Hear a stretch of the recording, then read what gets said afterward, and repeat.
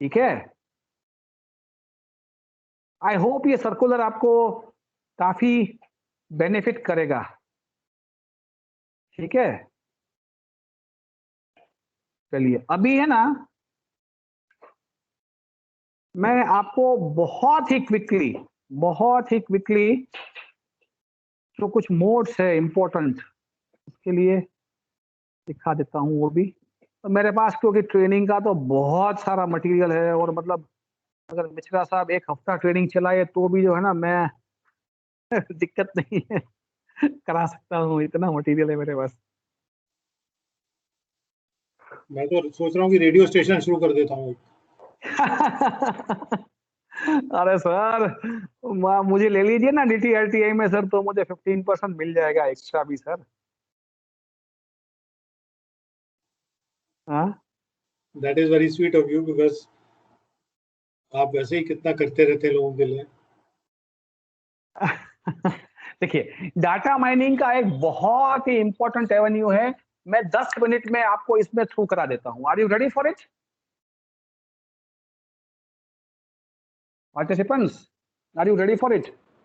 Yes sir, yes sir. है ना, 10 minute में आपको मैं करा देता हूं। बहुत इंटरेस्टिंग पीपीटी है ये। ठीक है, अब तक का हमारा जितना भी लेक्चर्स और प्रेजेंटेशन था ना, वो सब की तह तक जाती है ये पीपीटी। डाटा माइनिंग बहुत शानदार रेवेन्यू है। कैसे आप, मैं बहुत फास्ट फास्ट चलूंगा, ठीक है, तो आप अटेंटिव रहिए और साथ में स्क्रीनशॉट आप लेते चलिए। ठीक है, रिसोर्सेज उसको ट्रस्ट करने का, आपको है ना, आपकी जॉब जो है TRO की एकदम होपलेस हो गई है ऐसा लग रहा है, तो मुझे लग रहा है कि ये पीपीटी के बाद आपको ऐसा लगेगा कि नहीं, बहुत एवेन्यू है काम करने के। कितने रिसोर्सेज है डिफॉल्टर को ट्रेस करने के? Internal source, external source, government agency, search from website और लीगल रेमेडीज। अब इंटरनल सोर्स क्या क्या है? 360 degree profile, civil, FIU IND from investigation wing, last 6 to 10 years data of ITS,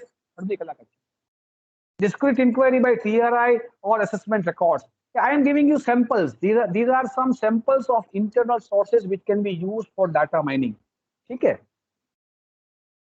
आपका स्क्रीन बड़ा हुआ sir?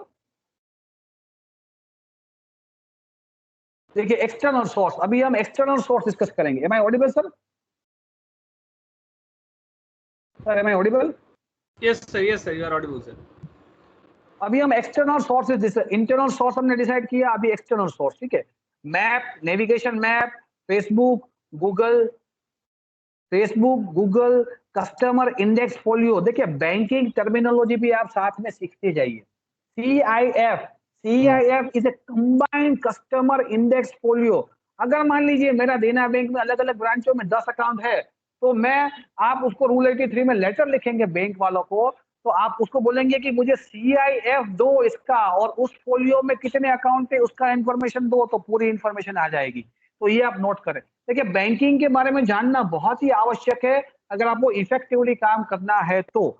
Banking is a very strong channel through which you can collect subsidiary information. Discreet inquiry from retired NS, ITI, postman, courier delivery person, trade association, present and ex member, old business rivals, ex employee, litigants, neighbours, insurance agent, doctor, medical store, garage, tailor, barber, private detective, agents, holiday home, club house, resort memberships. Sir कुछ छूट तो नहीं गया sir? नवीन जी कुछ छूट तो नहीं गया? नहीं सर, आई थिंक आपने पूरा कवर कर लिया। आदमी मिलेगा कि नहीं मिलेगा? मिल तो जाना चाहिए सर। अभी सर गैस एजेंसी का नाम छूटा हुआ है क्या सर? जी सर गैस एजेंसी का नाम छूटा हुआ है मेरे ख्याल से। अरे सर आप इसमें 25 चीज जोड़ सकते हो, और 25 चीजें जोड़ सकते हो, गैस एजेंसी नहीं। मैंने सर एक गैस एजेंसी के थ्रू ही ढूंढा है केसीसी को। सर मैं आपको ये सैंपल दिखा रहा हूं, और बाकी का आप ऑर्डर प्लेस कर सकते हो, होलसेल में भेजूंगा लिस्ट में आपको। दीज आर सम सैंपल्स, मैं आपको कुछ सैंपल दिखा रहा हूं कि आपकी सोच कहां तक जा सकती है के लिए। देखिए मैंने आपको ये सैंपल दिखाया तो आपको गैस एजेंसी ध्यान में आ गई। ठीक है, गैस एजेंसी के अलावा स्कूल है, कॉलेज है, इवेंट मैनेजर्स है, रिसेप्शन हॉल्स है, होटल्स है, बहुत सारी चीजें है जहां से आदमी का पता लग सकता है। अगर आप ठान लो कि मुझे ये बंदे को ढूंढना है तो आप पाताल में से ढूंढ के ला सकते हो, इतने वाइड पावर स्टीयर।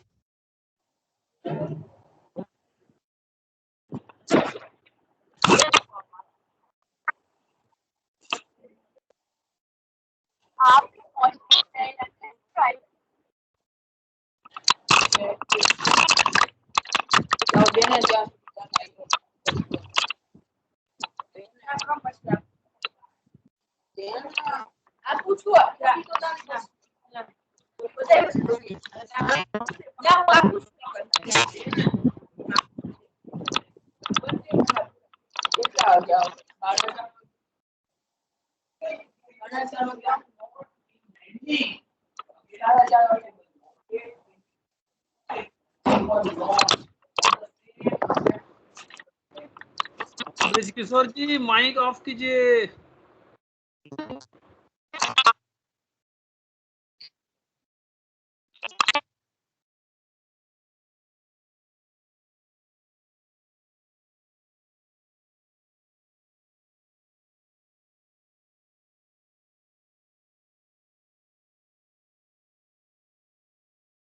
जितने है उसका इंफॉर्मेशन आपको मिलेगा anyroad.gujarat.gov.in। उसी तरह से एनी तरीके से anyroad.up.gov.in है, उसमें प्रॉपर्टी रजिस्ट्रेशन का पूरा डिटेल आपको मिल जाएगा।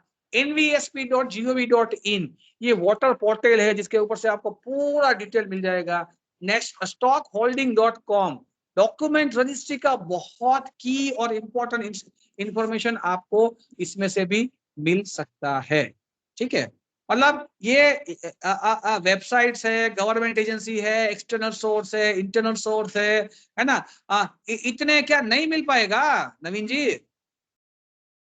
बंदा मिलेगा नहीं मिलेगा?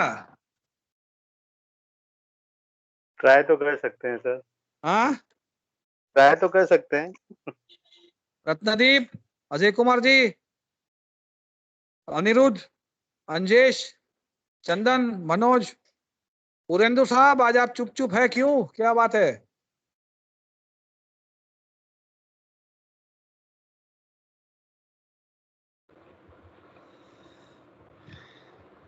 तो मेहनत करने से रंग जरूर आएगा सर। मेहनत आएगा ना? बिल्कुल आएगा सर। करोगे कि नहीं करोगे कि भूल जाओगे कल से सरकारी नौकरी चालू? सर लास्ट ईयर हमने किया भी था, उसका हमने रिजल्ट भी पाया सर। क्या बात है, क्या बात है। आपका शुभ नाम बताइए सबको। सर चंदन बोल रहे हैं सर। चंदन साहब के लिए एक जोरदार ताली हो जाए। वी अप्रिशिएट हाईली चंदन साहब, वी अप्रिशिएट योर एफर्ट। आपको सुनाई दी होगी ताली की आवाज। सर जो आपने बताया ना सर, ईयर वैसे ही मैंने कुछ टॉप डिफॉल्टर्स को सिलेक्ट करके और वो इम्यूवेबल प्रॉपर्टी सर्च करने के लिए वेस्ट बंगाल में एक्चुअली एक वेबसाइट है जिसमें वो सारे डेटा सेंट्रलाइज किए हुए हैं। तो मैंने one by one name based मैंने सर्च किया, तो नेम से कॉमन नेम पे काफ़ी नाम आ गए, तो कम से कम उसका जो नियरेस्ट एड्रेस था वैसे लोकेट कर करके उन्हें मैंने सिलेक्ट किया। उसके बाद एडीएसआर को लेटर लिखा, डीड कॉल फॉर किया, और ऐसे करीबन मुझे 8 या 9 केसेस में प्रॉपर्टीज मिले और ऑलरेडी 7 प्रॉपर्टीज मैंने अटैचमेंट किया लास्ट ईयर। बहुत बढ़िया, बहुत बढ़िया, उसमें एक्सीलेंट वर्क। ऐसा भी केस निकल गया सर जिसमें एसएससी एब्सकॉन्डिंग था, और वो प्रॉपर्टी जब हम अटैच करने गए तो उसमें दिख गया कि एक वो शॉप रेस्टोरेंट को रेंट पे लगाया हुआ था, तो हमने रेंट भी अटैच कर दिया। और रेंट अटैच करने के बाद वो एसएससी का सीए जो है पहुंच गया। फाइनली वो ऑक्शन की तरफ बढ़ रहा था, लेकिन उन्होंने पिटीशन दिया कि वो इंस्टॉलमेंट ग्रांट करने के लिए वो पेमेंट करेगा। तो इस साल हमने नहीं, लास्ट ईयर ही मैंने इंस्टॉलमेंट ग्रांट किया। अभी शायद 3rd या 4th इंस्टॉलमेंट वो पेमेंट कर चुका है। इंस्टॉलमेंट में पेमेंट चल रहा है। बहुत बढ़िया चंदन साहब, बहुत बढ़िया। We appreciate and congratulate you for doing a fantastic work and you have really done a notable work. मतलब देखिए ये चंदन, ये मैं मेरी बड़ी बड़ी बातें कर रहा हूँ ऐसा नहीं है। पूरे इंडिया में there are number of DROs who have done excellent work. Chandan ji हमारे साथ है, जीता जाता एग्जाम्पल है। उसने खुद अपना एक्सपीरियंस शेयर किया कि कैसे। चंदन जी आप टीआरओ है, क्या आपको कोई गिल्टी फील हो रही है कि आपको पनिशमेंट में डाल दिया, परेशान हो गए? डेफिनेटली नॉट सर, वरन ये है ना? कोविड सिचुएशन के चलते करंट ईयर में कोई काम ऐसा हो नहीं पाया। नहीं तो आप होमवर्क करिए ना, बैक ऑफिस वर्क करिए, डिमांड रिकंसिलिएशन करिए, डिमांड क्लीनिंग करिए, रिकॉर्ड्स वेरीफाई करिए, बैक ऑफिस वर्क करिए, रूल 83 में इंफॉर्मेशन कलेक्ट करिए। वही हो रहा है इस साल, वही हो है ना? रहा है। चलिए, और कोई पार्टिसिपेंट्स चंदन साहब के ऊपर काउंटर कमेंट देना चाहेगा? और कोई पार्टिसिपेंट्स? क्या आप सब लोग करोगे मेहनत? जो हमने 2 दिन में जो मैंने शेयर किया है, चंदन जी ने जो अपना एक्सपीरियंस शेयर किया है, आप एओ हो या टीआरओ हो, कोई फर्क नहीं पड़ता है, रिकवरी सबको करनी ही है। ठीक है, बाकी पार्टिसिपेंट्स करेंगे मेहनत कि नहीं करेंगे?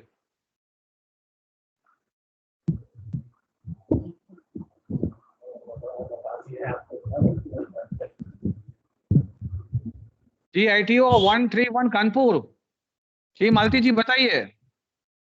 Yes sir. करेंगे। उठिए, नींद से उठिए। जागे हुए सर, सब बात सुन रहे हैं। सुन रहे हैं, ठीक। चलिए, मतलब जो कुल मिला के आज का जो 2 दिन का हमारा ट्रेनिंग रहा, चंदन जी ने भी जो अपना एक्सपीरियंस शेयर किया, तो मिश्रा साहब, मतलब है ना, आपके चार्ज के सभी एओ और टीआरओ मतलब इस हद तक तैयार हो गए हैं कि वो सरकारी नौकरी छोड़ के एक नए पर्सपेक्टिव के साथ, एक नए डायमेंशन के साथ अपना काम करेंगे और पेशेंट के साथ काम करेंगे और शानदार रिकवरी करेंगे।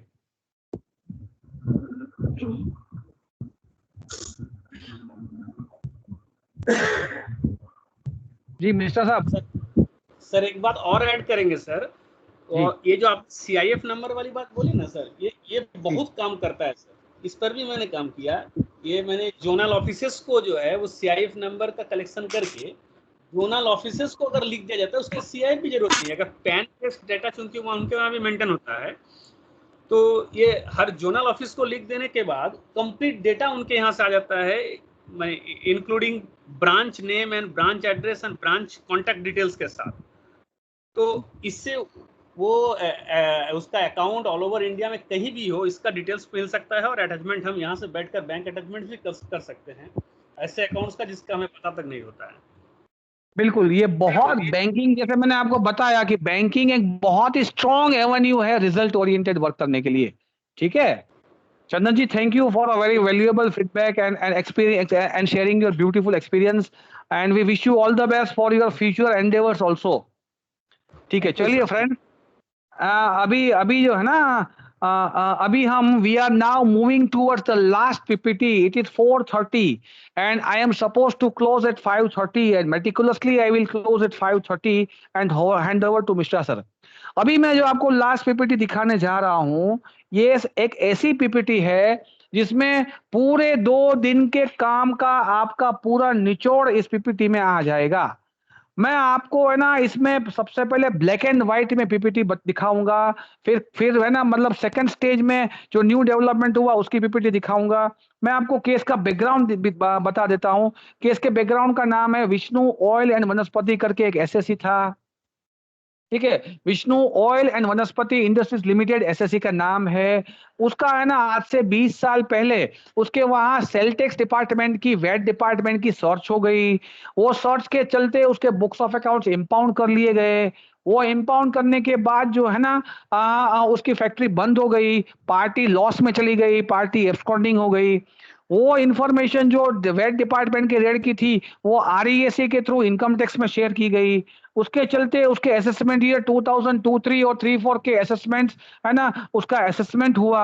असेसमेंट में सेलटेक्स से जो इन्फॉर्मेशन आई थी वो इन्फॉर्मेशन के बेस पर नोटिस इश्यू किया गया, कोई रिप्लाई नहीं आया, सोकोस दिया गया, कोई रिप्लाई नहीं आया और एक्सपर्टी असेसमेंट हुआ और तकरीबन 12 करोड़ रुपए की डिमांड खड़ी हो गई।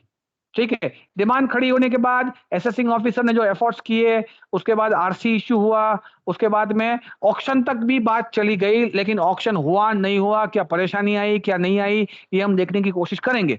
आने वाला 1 घंटा मैं चाहूंगा कि सभी पार्टिसिपेंट बहुत ही, आप थके हुए हैं मैं मानता हूं, लेकिन बहुत ध्यान से सुने। सबसे पहले ये केस के मैं आपको फ्लैशबैक में ले जा रहा हूं, इसीलिए मैंने इसका नाम दिया है Vishnu old black and white picture. मैं आपको फ्लैशबैक में ले जा रहा हूं, इसलिए मैंने उसका ये नाम दिया है। ठीक है, मैं स्टार्ट करता हूं अभी last PPT. Vishnu oil and वनस्पति केस का नाम है। मैं राइट फ्रॉम जीरो 20 साल पहले से ये मैं केस को स्टार्ट कर रहा हूं आपके साथ। मैं 20 साल का सफर कराऊंगा इस केस में, कैसे हालात हुए, क्या क्या हुआ, और एक टीआरओ किस हद तक काम कर सकता है, कितना आउट ऑफ बॉक्स सोच सकता है, ये सब आपको इसमें दिखेगा। और मैं थियोरेटिकल पार्ट और प्रैक्टिकल पार्ट दोनों शेयर करूंगा। देखिए इसमें जो इसका जब असेसमेंट ईयर 3-4 का असेसमेंट चल रहा था, तभी असेसिंग ऑफिसर ने प्रोविजनल ऑर्डर पास किया था। ये उसकी कॉपी है। और जो है ना नीचे दिए गए assets, plant and building, land, machinery, ये सब उसने जो है ना अटैच करके रखा था, ये सब चीजें। ठीक है, अभी आगे उसके बाद डोजियर में रिमार्क्स दिया गया कि टेक असेसमेंट, ये 281 बी उसने किया, और 281 बी करने के बाद असेसमेंट कंप्लीट हुआ। फिर डोजियर भेजा, उसमें रिमार्क्स आया कि take appropriate and strict action. उसके चलते असेसिंग ऑफिसर ने फॉर्म नंबर 57 इश्यू किया, और टीआरओ को असेसमेंट ईयर 2023 के लिए, 23 और 34 के लिए आरसी इश्यू कर दिया। ये फॉर्म नंबर 57 है, देखिए ये।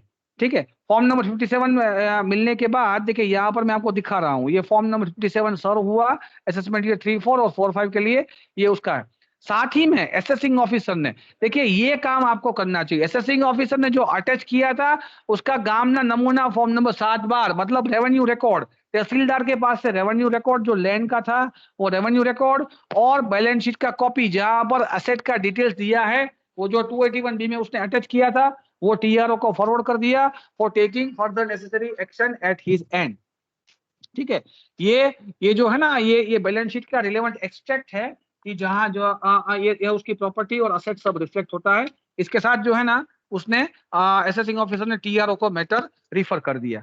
अब आगे क्या हुआ, इसके बाद विष्णु ने जो है ना टीआरओ को लेटर लिखा कि भाई मैंने अपील फाइल किया है, और है ना मुझे स्टे का, मेरा डिमांड जो है ना वो स्टे किया जाए। इसके सामने टीआरओ ने है ना विष्णु को बोल दिया कि भाई ये आप असेसिंग ऑफिसर का कांटेक्ट करो। देखिए ये गलती है ना, ऐसा नहीं करना चाहिए था। टीआरओ के पावर में है सेक्शन 225(1) में कि वो खुद स्टे दे सकता है, आपको वहां पर जाने की आवश्यकता नहीं है।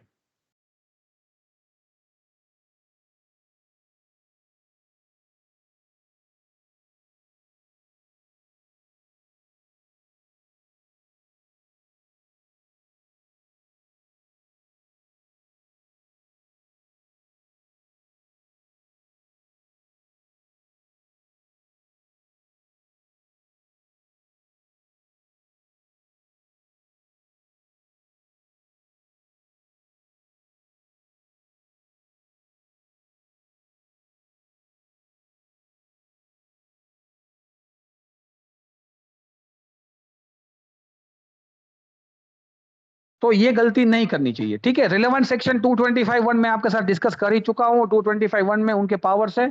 उसके बाद टीआरओ ने क्या किया, समन्स निकाला। हाँ, 131 का समन्स निकाला। देखिए ये गलती नहीं करनी चाहिए, ऊपर मैंने एरो लगाया है ना। मिश्रा साहब पोज ना, मिश्रा साहब, बहुत बड़ी गलती है ना। और ये गलती, मिश्रा साहब रिकॉर्डिंग चालू है ना? हाँ, चल रही है। ठीक है sir, okay, not an issue. देखिए ये टीआरओ ने 131 का ये समन्स निकाला। TRO is not empowered. 133(6) और 131 का समन्स टीआरओ नहीं निकाल सकता है। ये केस स्टडी के लिए मैं आपको दिखा रहा हूं, उसको रूल 83 में समन्स निकालना चाहिए। समन्स निकालने के बाद टीआरओ ने उसका स्टेटमेंट भी रिकॉर्ड किया, और स्टेटमेंट रिकॉर्ड करने के बाद जो प्रॉपर्टी आइडेंटिफाई हुई उसके बेस पर टीआरओ ने आईटीसीपी 16 देके प्रॉपर्टी अटैच कर ली। ठीक है, प्रॉपर्टी उसने अटैच कर ली, उसने लैंड अटैच कर लिया, और बिल्डिंग एंड शेड उसने अटैच कर लिया। ये बिल्कुल सही काम किया है टीआरओ ने। उसने एसएससी को भी ये ऑर्डर का कॉपी सर्विस किया 2006 में। अटैचमेंट करने के बाद उसने देखिए अलग से चिट्ठी लिखे मामलतदार को। ये बहुत सही और बहुत अच्छा प्रोसीजर किया है टीआरओ ने। अलग से अटैच लेटर लिख के तलाटी, सब रजिस्ट्रार, टीडीओ, मामलतदार को चिट्ठी लिख के उसने फॉरवर्ड कर दिया कि भाई इसका आप इफेक्ट दो। फिर वापिस टीआरओ ने अपने एफर्ट्स को चालू रख के ग्वालियर में लेटर लिखा, ग्वालियर एमपी में लेटर लिखा कि जो है ना इस पार्टी का क्या क्या डिटेल्स है, फर्दर इंफॉर्मेशन मंगाने के लिए लेटर लिखा। साथ ही में टीआरओ ने, मैंने आपको बताया था 2263 पीजीवीसीएल, मतलब जो लाइट डिपार्टमेंट है, गुजरात गवर्नमेंट का लाइट डिपार्टमेंट है, इलेक्ट्रिसिटी बोर्ड, वहां पर चिट्ठी लिख दी उसने और वहां से उसने रिकवरी स्टार्ट करने का कोशिश किया। साथ ही में कुछ प्राइवेट पार्टीज थी, पीजीवीसीएल का भी रिप्लाई आया, साथ में कुछ कुछ प्राइवेट पार्टीज थी, उसको भी विटनेस के तौर पर 131 में समझ निकाला टीआरओ ने। देवयंती कानानी ये विटनेस है, ठीक है, ये डेटर है, जो 226 का नोटिस निकाला था उसका रिप्लाई नहीं दिया। टीआरओ ने बहुत ही step by step coercive action किए हैं, लेकिन यहाँ पर प्रोसीजरल लैप्स ये हुआ है कि 131 में समन्स नहीं दे सकता है, यहाँ पर रूल 83 का समन्स होना चाहिए थे, ठीक है। साथ ही में एक बहुत ही इंपॉर्टेंट बात मैं आपको बताना चाहूंगा कि आप जब किसी को समन्स देते हैं तो साथ में समन्स दिया, इसका समन्स का कॉपी एसएससी को, डिफॉल्टर को देना चाहिए for his cross objection. As per the implied statutory procedure, if a cross objection is not given at any point of time, वो आपको आके बोलेगा कि सर मेरे साथ ज्यादती हुई, वो उसका मेरा संबंध खराब हो गया था, वो तो आके कुछ भी आपको उलट-सुलट बोल देगा, आपने मुझे तो मौका ही नहीं दिया। तो ये क्रॉस ऑब्जेक्शन का मौका देना चाहिए, जो नहीं दिया गया था। अगर आप समझ निकालते हो तो आपको ये मौका देना चाहिए। फिर साथ में उसने वापिस उसने एक अटैचमेंट तो किया था, वापिस उसने साथ में आईटीसीपी 16 देके प्लांट एंड मशीनरी अटैच कर दिया। अब देखिए यहां पर क्या प्रोसीजरल लैप्स हुआ, वो ये हुआ कि plant and machinery is a movable property, it can not be attach under ITCP 16, उसको आईटीसीपी 2 देके अटैच करना चाहिए था, लेकिन ये गलती कर दी। और साथ में जो पंचनामा बनना चाहिए अपेंडिक्स 13 का, वो भी नहीं बनाया, साथ में इन्वेंट्री भी नहीं बनाई कि आप क्या अटैच कर रहे हो। सिर्फ ये ऑर्डर सर्विस करने से खत्म नहीं हो जाता है ना। अब जब आप प्लांट एंड मशीनरी कर रहे हो तो प्लांट एंड मशीनरी की इन्वेंटरी भी चाहिए, तो आईटीसीपी 16 नहीं आएगा, यहाँ पर आईटीसीपी 2 आएगा। इसके बाद जो है ना एडिशनल सीएटी ने डायरेक्शन दिया टीआरओ को कि आप इसके खिलाफ स्ट्रिक्ट एक्शन लो, तो अटैचमेंट किया था टीआरओ ने। उसके बाद टीआरओ ने वैल्यूअर ऑफिसर को ये लेटर भेज के उसका वैल्यूएशन के लिए प्रोसेस स्टार्ट करवा दिया। ये सब बात हो रही है 2007 की, ठीक है। 2007 की वैल्यूअर ऑफिसर ने फर्दर डिटेल्स मांगा कि मुझे ये डिटेल्स चाहिए, टीआरओ ने उसके साथ कॉरेस्पॉन्डेंस किया और वैल्यूएशन ऑफिसर के पास परस्यू किया। 2008 तक बात पहुंची है। 2008 में फिर मतलब कॉरेस्पॉन्डेंस हुआ वैल्यूएशन ऑफिसर और टीआरओ के बीच में, और है ना 2008 के बाद खत्म हो गया ये केस। में ऊपर ऐसा लिख दिया गया कि पार्टी इज इन लॉस, यहां पर पार्ट 1 कंक्लूड होता है, ठीक है। हमारे जो पिक्चर का पार्ट 1 है वो यहाँ पर कंक्लूड होता है। अभी हम आगे चलते हैं। ये केस के अंदर यहाँ पर मैंने आपको दिखाया फ्लैशबैक में ले जाके कि 2008 से 18 तक का टाइम आने तक कुछ भी नाम नहीं हुआ।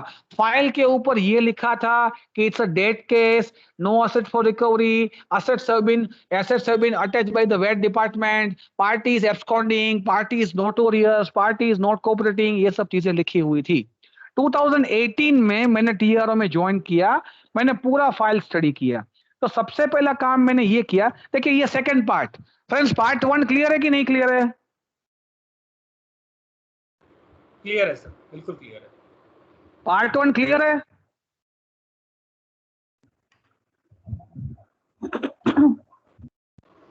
मालती जी पार्ट 1 क्लियर है?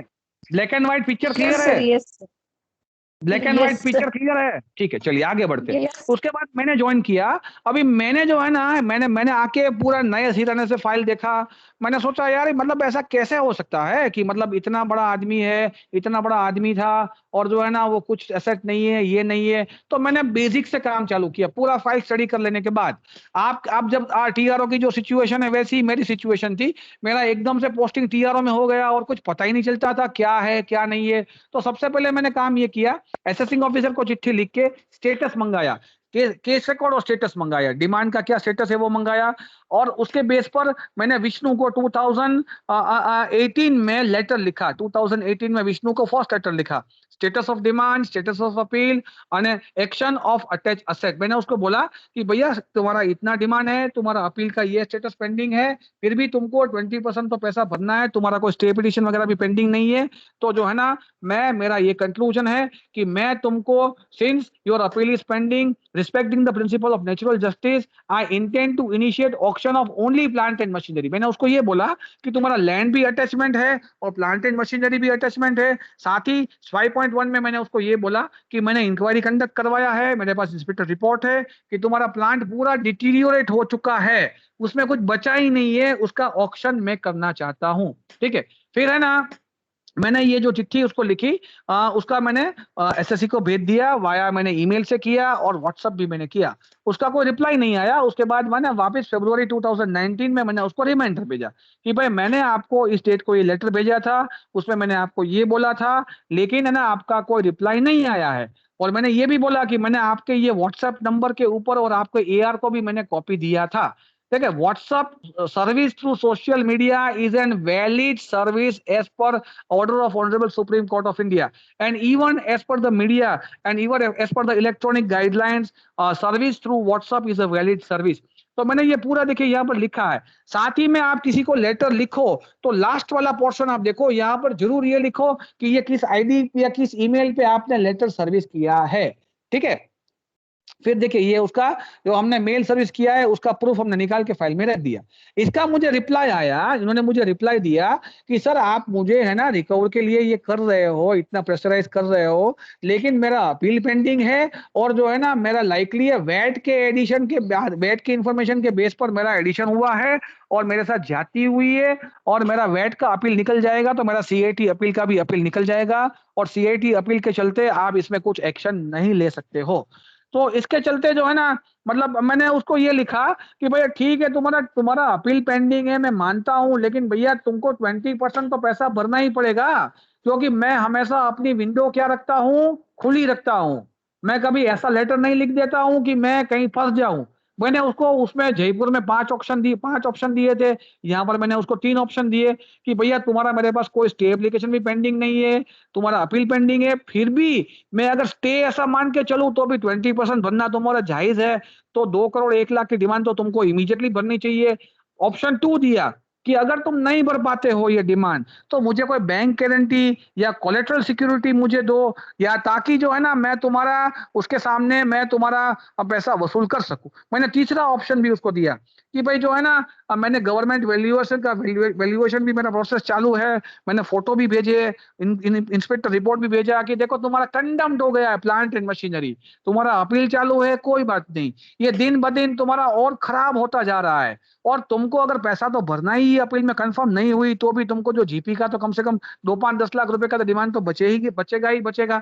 तो मैंने लास्ट ऑप्शन दिया कि भाई ऐसा करो कि तुम मुझे प्लांट और मशीनरी का ऑक्शन मैं कर देता हूं, उसके लिए अगर तुम राजी हो जाते हो तो मुझे कोऑपरेट करोगे तो तुम्हारा भी थोड़ा बहुत काम हो जाएगा, डिपार्टमेंट का भी काम हो जाएगा। मैंने उसको ये चिट्ठी लिखी। ठीक है, अब उसके रिप्लाई में उसने बोला कि मैं आपको we can not give consent for sale of any part of the property, है ना, उसने मुझे ऐसा बोल दिया कि चूंकि हमारा अपील पेंडिंग है मैं आपको कंसेंट नहीं देता हूं। तो मार्च 2019 में खेल खत्म हो गया। ठीक है, अपील पेंडिंग था, कुछ हो नहीं सकता है, इसमें खत्म हो गई ना बात। सर बात माननी पड़ेगी, डिमांड कंक्लूसिव नहीं हुई है, मैं कोर्सिव एक्शन नहीं ले सकता हूं इसमें। ठीक है सर, बात खत्म हो गई। सर कोएर्सिव एक्शन अटैचमेंट वाली आपका ऑक्शन वाली बात बंद हो गई, लेकिन दूसरा काम तो अभी बचा हुआ है। कुछ नहीं था ना, पार्टी एब्सकॉन्डिंग थी सर, पार्टी एब्सकॉन्डिंग थी, कोई मतलब खत्म हो गई थी पार्टी, बैंक अकाउंट डेटा सब कुछ अटैच कर चुके थे, अपील पेंडिंग है, डिसाइड डिमांड कंक्लूसिव नहीं हुई, पैसा उसके पास भरने के लिए है नहीं। ठीक है, तो यहाँ पर है जाके बात रतनदीप साहब खत्म हो जाती है ना। धर्मपाल जी, ब्रिज किशोर जी, अजय जी, अनिरुद्ध जी। सर 20% के लिए तो एक्शन करेंगे ना। हाँ क्या करेंगे, एक्शन करना पड़ेगा, लेकिन पैसा ही नहीं है, क्या करेंगे सर। सर ऑप्शन उसने ऑब्जेक्शन भी लिया कि भाई मैं कंसेंट नहीं दूंगा। अब मैं हेल्पलेस हो गया, लेकिन हेल्पलेस होकर बैठा रहा हूं तो मैं थोड़ी टिन वाला है मेरा नाम, मैं थोड़ी चुप बैठने वालों में से हूँ। सीआईटी अपील के पास अप्रोच करेंगे अर्ली डिस्पोजल के लिए। देखिए matter was pursued with the VAT, नहीं सीआईटी अपील में क्या, सीआईटी अपील ने तो बोल दिया कि इसका उसमें वहां पर उसने ऑब्जेक्शन लिया कि मेरा वेट का अपील पेंडिंग है, तो मैं चला गया सीधा वेट डिपार्टमेंट में। मैं वेट डिपार्टमेंट में चला गया और वेट डिपार्टमेंट को जाके मैंने बोला कि सर ये पार्टी की अपील पेंडिंग है और ये मतलब जो है ना इसका इतना सारा पैसा आउटस्टैंडिंग पड़ा है और जो है ना आप जो है ना इसका अपील आप डिसाइड करो। ठीक है, मैं वेट डिपार्टमेंट के मैं वेट डिपार्टमेंट के पास चला गया और जो है ना वहां पर मैंने वहां जाके उसको परस्यू किया। वेट डिपार्टमेंट में जाके मैंने इंश्योर किया कि उसकी वेट डिपार्टमेंट की अपील है ना, मैंने 1 साल की इन्हें अपील चला दी। वो 1 साल की अपील चलाने के बाद उसका ऑर्डर आया। उसके बाद मैं गया सीएटी अपील में, उस ऑर्डर के बेस पर मैं सीएटी अपील में गया। देखिए मीनवाइल मैं आपको यहाँ पर दिखा देता हूँ। मैंने उसको है ना आईटीसीपी 25 भी दिया कि भाई जो ना मतलब तुम जानबूझ के तुम्हारे पास पैसा भी पड़ा है, 20% तुमको बनना भी होता है, ऐसा मैंने ऑर्डर शीट में रिकॉर्ड कर लिया और मैंने आईटीसीपी 25 भी उसको इश्यू किया कि भाई तुमको ये पैसा भरना होता है, तुम नहीं भरते हो, जानबूझ के तुम पैसा नहीं भरते हो। फिर क्या हुआ इस केस के अंदर जो है ना, देखिए ये मैं आपको कॉरेस्पॉन्डेंस दिखाता हूँ, जो मैंने ये थर्ड पार्ट दिखाता हूं मैं आपको, थर्ड पार्ट। ठीक है, मैंने कॉरेस्पॉन्डेंस किया इसमें वेट डिपार्टमेंट के साथ, मैंने सीआईटी अपील में कॉरेस्पॉन्डेंस किया। उनके पास से मुझे पता चला कि वहां पर उसने वेट का ग्राउंड लिया है, तो मैंने वेट डिपार्टमेंट में कॉरेस्पॉन्डेंस किया। और है ना देखिए ये वेट डिपार्टमेंट का कॉरेस्पॉन्डेंस है, देखिए ये this is a letter address to the VAT department. देखिए कॉरेस्पॉन्डेंस विद वेट डिपार्टमेंट, मैंने वेट डिपार्टमेंट के साथ कॉरेस्पॉन्डेंस किया। ये उसकी कॉपी है कि सर ये आदमी का जो है ना इतना इतना डिमांड आउटस्टैंडिंग है, आप इसको जल्दी से सर कोशिश करो और इसका डिमांड क्लोज करो। उसका मुझे रिप्लाई आया कि सर इसमें हमारा डिमांड आउटस्टैंडिंग है, 1 साल का हमारा डिसीजन हो गया है, 1 साल का हमारा डिमांड अभी भी आउटस्टैंडिंग है और हमने ये प्रॉपर्टी वगैरह अटैच कर ली है। और साथ ही में वेट डिपार्टमेंट ने मुझे रिप्लाई देने के बावजूद ये लिखा कि transfer to deferred revenue owed tax to be first charge on property. मतलब वेट डिपार्टमेंट ने मुझे ये लिखा कि सर हमारा अटैचमेंट आपसे पहले है, आपकी डिमांड से भी पहले है और आपकी प्रोसीडिंग से भी पहले है, तो हमारा चार्ज पहले बनेगा और हम आपको ऑक्शन करने नहीं देंगे। ठीक है, इसके चलते वेट का रिप्लाई आया। उसके बाद मैंने सीआईटी अपील से परस्यू किया और सीआईटी अपील से परस्यू कराने के बाद है ना वेट का उसका 1 साल का जो अपील डिसाइड हो गया था, उसका मैंने उस साल का सीआईटी अपील को बोला कि सर आप ये अपील डिसाइड कर दो। तो सीआईटी अपील ने, मैं हियरिंग में गया ऑफिशियली उसके पास, ये उसका कॉरेस्पॉन्डेंस है सीआईटी अपील के साथ जो मैंने कॉरेस्पॉन्डेंस किया। देखिए ये पूरा पूरा लिख के जो सीआईटी अपील के साथ कॉरेस्पॉन्डेंस किया, address to the CIT appeal, ये उसका कॉरेस्पॉन्डेंस है। तो सीआईटी अपील को मैंने बोला और उनके चलते उन्होंने मुझे सीआईटी अपील ने 1 साल का ऑर्डर निकाल दिया। पार्टी को फाइनल अपॉर्चुनिटी देके पार्टी नहीं आई और उन्होंने एडिशन कंफर्म कर दिया। जैसे ही मुझे ये ऑर्डर मिला, मैंने चिट्ठी लिखी असेसिंग ऑफिसर को। देखिए आईटीओ वार्ड 2 को मैंने चिट्ठी लिखी कि भाई आप इमीडिएटली है ना इसका अपील इफेक्ट दो और मुझे डिमांड कम्युनिकेट करो। ठीक है, तो उन्होंने मतलब इमीडिएटली अपील इफेक्ट दिया और उसका कॉपी एसएससी को मार्क किया और मुझे बताया कि इसमें इतना डिमांड है। ये आने के बाद जो है ना मैंने पार्टी को चिट्ठी लिख दिया कि जो है ना आपका finalisation of income tax demand in your case for assessment year 2003-4, ये मैंने चिट्ठी लिखा फरवरी 20 में। मतलब मार्च 19 में उसने मुझे बता दिया था कि मैं ऑब्जेक्शन लेता हूं। तो मैंने 1 साल लिटरली हाथ धो के पीछे पड़ गया उसके में। वेट डिपार्टमेंट में मैं राइटिंग में रिप्रेजेंटेशन किया, पर्सनली मिलने गया, वेट अपील डिपार्टमेंट में गया, वहां पर मैंने प्रेजेंटेशन दिया। वहां उनको बताया कि सर आप जल्दी करो, इसमें बहुत बड़ी डिमांड है, प्रॉपर्टी भी अटैचमेंट में पड़ी है और पार्टी इनकम टैक्स भी अवॉइड कर रही है वेट के नाम पर। तो वहां से फॉलो अप करके सीआईटी अपील तक ले गया। सीआईटी अपील से अपील इफेक्ट देके एओ के पास अपील इफेक्ट दिलाया। एओ के पास अपील इफेक्ट दिलाने के बाद मैंने एसएससी को कम्युनिकेट किया फरवरी 20 में कि भैया तुम्हारा डिमांड ये क्लियर कट डिमांड है, एज ऑन टुडे कोई प्रोसीडिंग पेंडिंग नहीं है, तुम इमीडिएटली पैसा भरो। देखिए ये लेटर मैंने लिखा, उसमें मैंने कहीं उसको ये नहीं बोला कि मैं ऑक्शन करूंगा। ठीक है फ्रेंड्स, ये टेक्टफुलनेस है जो आपको समझ में और ध्यान में रखनी है। मैंने उसको ये बोला, considering the chronology of this fact, it is noticed that net demand payable for assessment year 3 fund comes to rupees 5 crore 60 lakhs. You are requested to immediately pay up the demand. Your utmost cooperation shall be highly appreciated, and it is expected that now all your objections have been resolved and you have been in happy SSC situation to pay the demand. all your objections have crystallized from the good offices of VAT appeal, VAT department, and learned CIT appeal as was desired by you. Still, in case if you are in financial crunch or facing liquidity problem, then you are requested to inform payment schedule as per your convenience so that record of this office can be updated. देखिए, मैंने इतना tactful उसको ये letter डाल दिया था कि भैया तुम्हारा जो तुम्हारा क्वेरीज था, तुम्हारा जो ऑब्जेक्शन था, वो अभी कोई नहीं बचा है, सब ऑब्जेक्शन क्रिस्टलाइज हो गए हैं और अभी तुम्हारा कोई ऑब्जेक्शन नहीं बचता है। इसके चलते तुम इमीडिएटली पेमेंट कर दो। साथ ही में लास्ट पैराग्राफ में मैंने एक ओपन विंडो रखा कि मैं समझ सकता हूं कि फाइनेंशियल क्रंच है मार्केट में अभी, उसके चलते अगर तुम इंस्टॉलमेंट में भी पैसा भरना चाहते हो तो मुझे अपने कंफर्ट का इंस्टॉलमेंट शेड्यूल भी दो, ताकि वो ये नहीं बोले कि सर मुझे इंस्टॉलमेंट चाहिए, पैसा नहीं है। वो जो कहना चाहता था वो मैंने अपने लेटर में ही उसको बोल दिया, ठीक है। तो ये करने के बाद मुझे साथ में साइमल्टेनियसली पता चला था लास्ट ईयर कि इसमें कुछ पुलिस केस भी हुआ है। ये एसएससी ने जो है ना, ये एसएससी ने फ्रॉड करके ये प्लांट एंड मशीनरी है ना बेच दिया है किसी थर्ड पार्टी को और सामने वाली पार्टी ने पुलिस केस भी किया है। तो मैंने वो भी है ना, वो पुलिस से भी कॉरेस्पॉन्डेंस करके उससे भी मैंने एनओसी ले लिया, ठीक है। तो VAT department, police department, VAT appeals, income tax appeals, इतने सारे लोगों के साथ है ना मतलब कॉरेस्पॉन्डेंस किया। फिर बाद में जो है ना मैंने उसको चिट्ठी लिखा फरवरी 2020 में।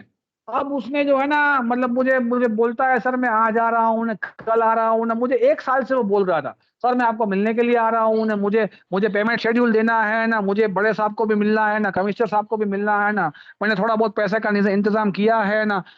ऐसा मुझे 1 साल से वो चॉकलेट दे रहा था, है ना।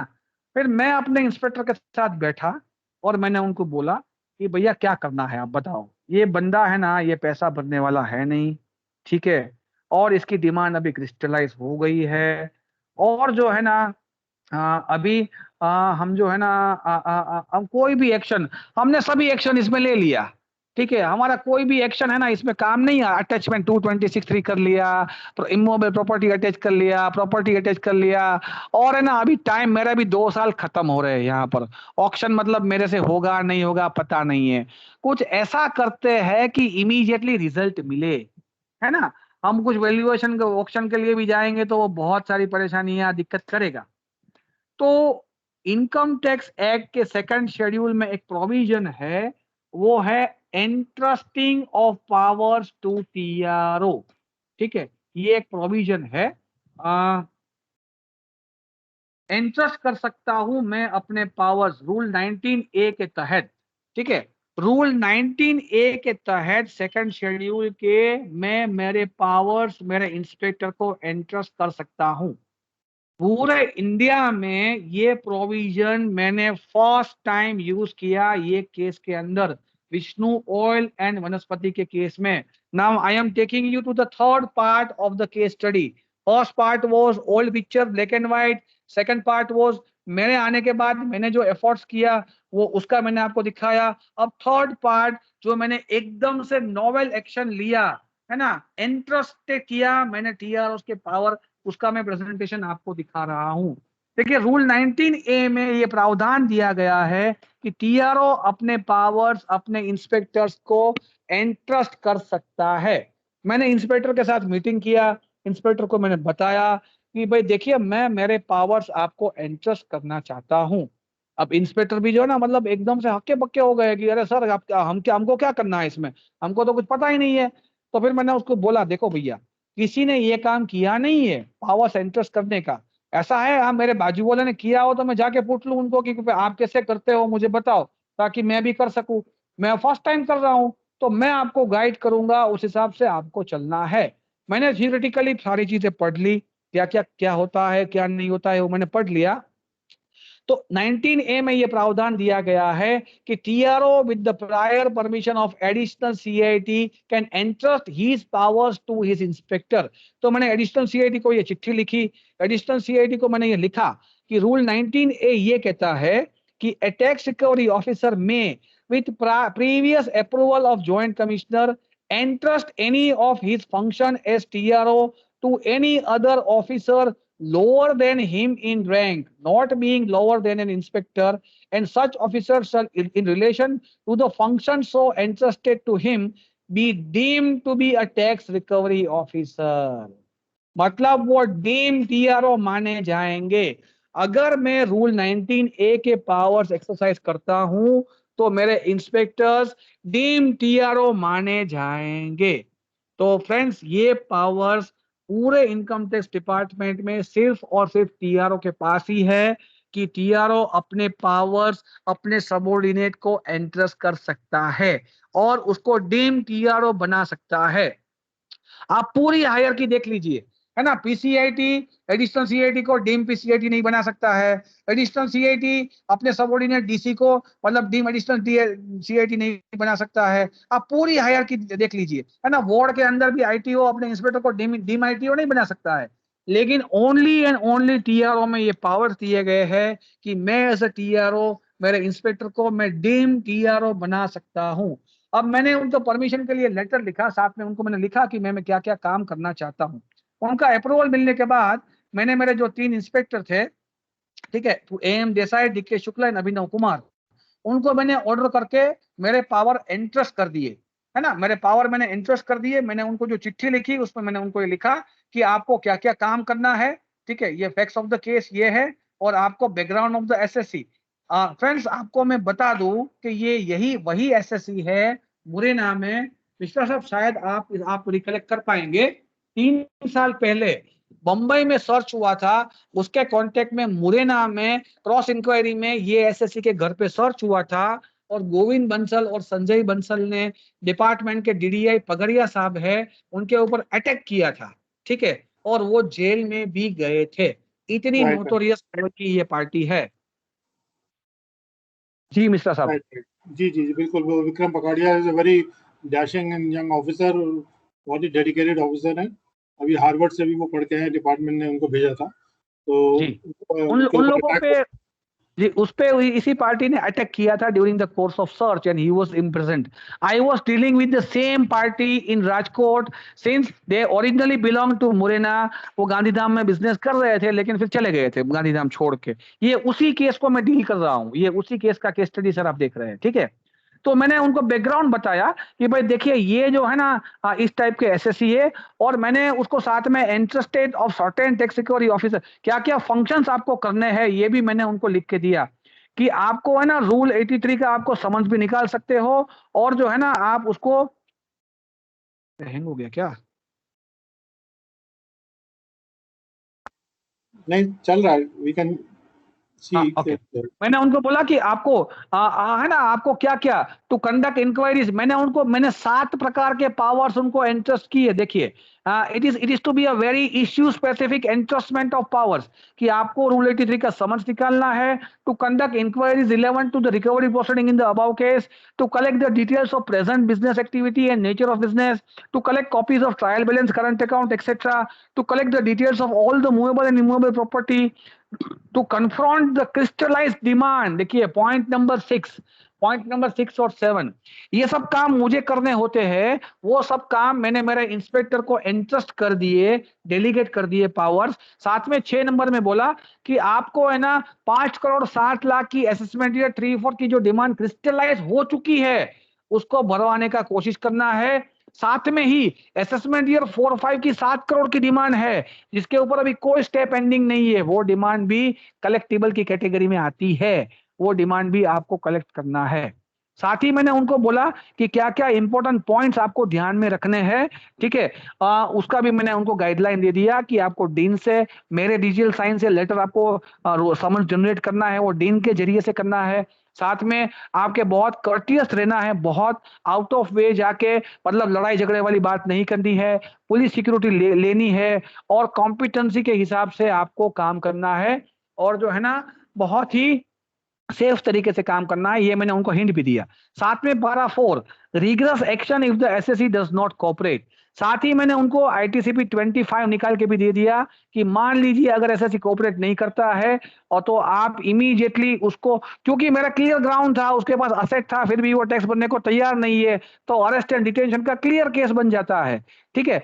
लेकिन जब तक उसके असेट्स मेरे पास अटैचमेंट में पड़े हैं, ऑक्शन का विंडो ओपन है, तो मैं अरेस्ट एग्जीक्यूट नहीं कर सकता हूं, इसलिए मैं स्ट्रेट अवे अरेस्ट प्रोसीडिंग पे नहीं गया। I rather prefer to exercise the option of auction, ठीक है। तो ITCP 25 मैंने उनको बना के दिया। अब फिर जो है ना, मैंने उनको दे दिया, फिर मैंने वहां जाने के लिए परमिशन, मैं आउट ऑफ स्टेट ट्रैवल करना है, इसलिए SR 61 का परमिशन चाहिए, तो SR 61 के परमिशन के लिए हमने PCIT सर को लिख दिया, PCIT सर ने SR 61 का परमिशन दे दिया। फिर वहां पर मुरैना, देखिए ये पावर एंट्रस्ट मैंने किए थे, उनको राजकोट में वो बंदा नहीं आ रहा था, ठीक है, इसलिए मैंने उनको बोला कि आप मुरैना जाओ, MP में ग्वालियर के बाजू में, और वहां जाके आप TRO बन के इंक्वायरी कंडक्ट करो और ये डिमांड एनफोर्स कराओ, और you discharge the functions of TRO as a interested tax recovery officer under rule 19A, ठीक है। तो उसके लिए पूरे इंतजाम हमने राजकोट से बैठे बैठे किए, ग्वालियर में हमने गेस्ट हाउस बुकिंग करवा दिया। साथ ही डॉक्टर आसित यादव साहब है SP मुरैना, उनको मैंने यहाँ से चिट्ठी लिख के वहां पर आर्म सिक्योरिटी भी करवा दी, क्योंकि ये पार्टी का बैकग्राउंड बहुत ही नोटोरियस था इसलिए, ठीक है। साथ ही हमने रूट तैयार किया कि मुरैना जाने के लिए राजकोट से डायरेक्ट कोई फ्लाइट अवेलेबल नहीं थी, राजकोट से डायरेक्ट कोई ट्रेन भी अवेलेबल नहीं थी, राजकोट से ग्वालियर तक की ट्रेन चलती थी, फिर ग्वालियर से वापस चेंज करके जाना पड़ा था। बहुत डिस्कशन के बाद हम सभी ने टीम बना के डिसाइड किया कि कैसा करेंगे, हमको कुल मिला के 1200 किलोमीटर की जर्नी करनी है। फिर हमने इनोवा कराई, और इनोवा करा के हमारी पूरी टीम जो है ना रूट बना के निकल गई।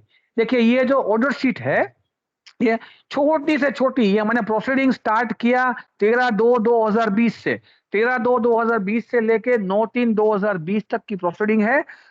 ये पूरी की पूरी प्रोसीडिंग्स मैंने प्रॉपर्ली मेंटेन की है। ये हम पहुंच गए मुरैना। फ्रेंड्स दिख रहा है आपको फोटो? ये 3 जो बंदे दिख रहे हैं आपको फ्रंट में, वो इंटरेस्टेड टैक्स रिकवरी ऑफिसर है, TRO, ठीक है। ये बंदा जो हाथ ऊपर के ये बिठा हुआ है वो गोविंद बंसल, उसके बाजू में संजय बंसल डिफॉल्टर उसका लड़का है। ये 2 आर्म कांस्टेबल है ना, ऑटोमेटिक राइफल के साथ, आप आर्म सिक्योरिटी CISF की देख सकते हो, they are not local police. Considering the background of the SSC, we had made requisition of special security force. आपको दिख रहा है इंटरेस्टेड टैक्स रिकवरी ऑफिसर जो है ना, वो अपने पावर्स एग्जीक्यूट कर रहे हैं as an deem TRO। They are in charge of a TRO. They are discharging the duties which was entrusted by me by virtue of order under Rule 19A of the second schedule of Income Tax Act.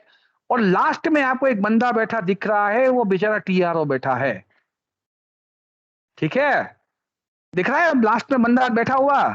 Yes sir. वो बेचारा TRO बैठा है, और front line में ETRO लोग बैठे हुए हैं, है ना, फ्रंट लाइन में ETRO है, ठीक है। दिख रहा है कि नहीं दिख रहा है? बिल्कुल दिख रहा है सर, है ना।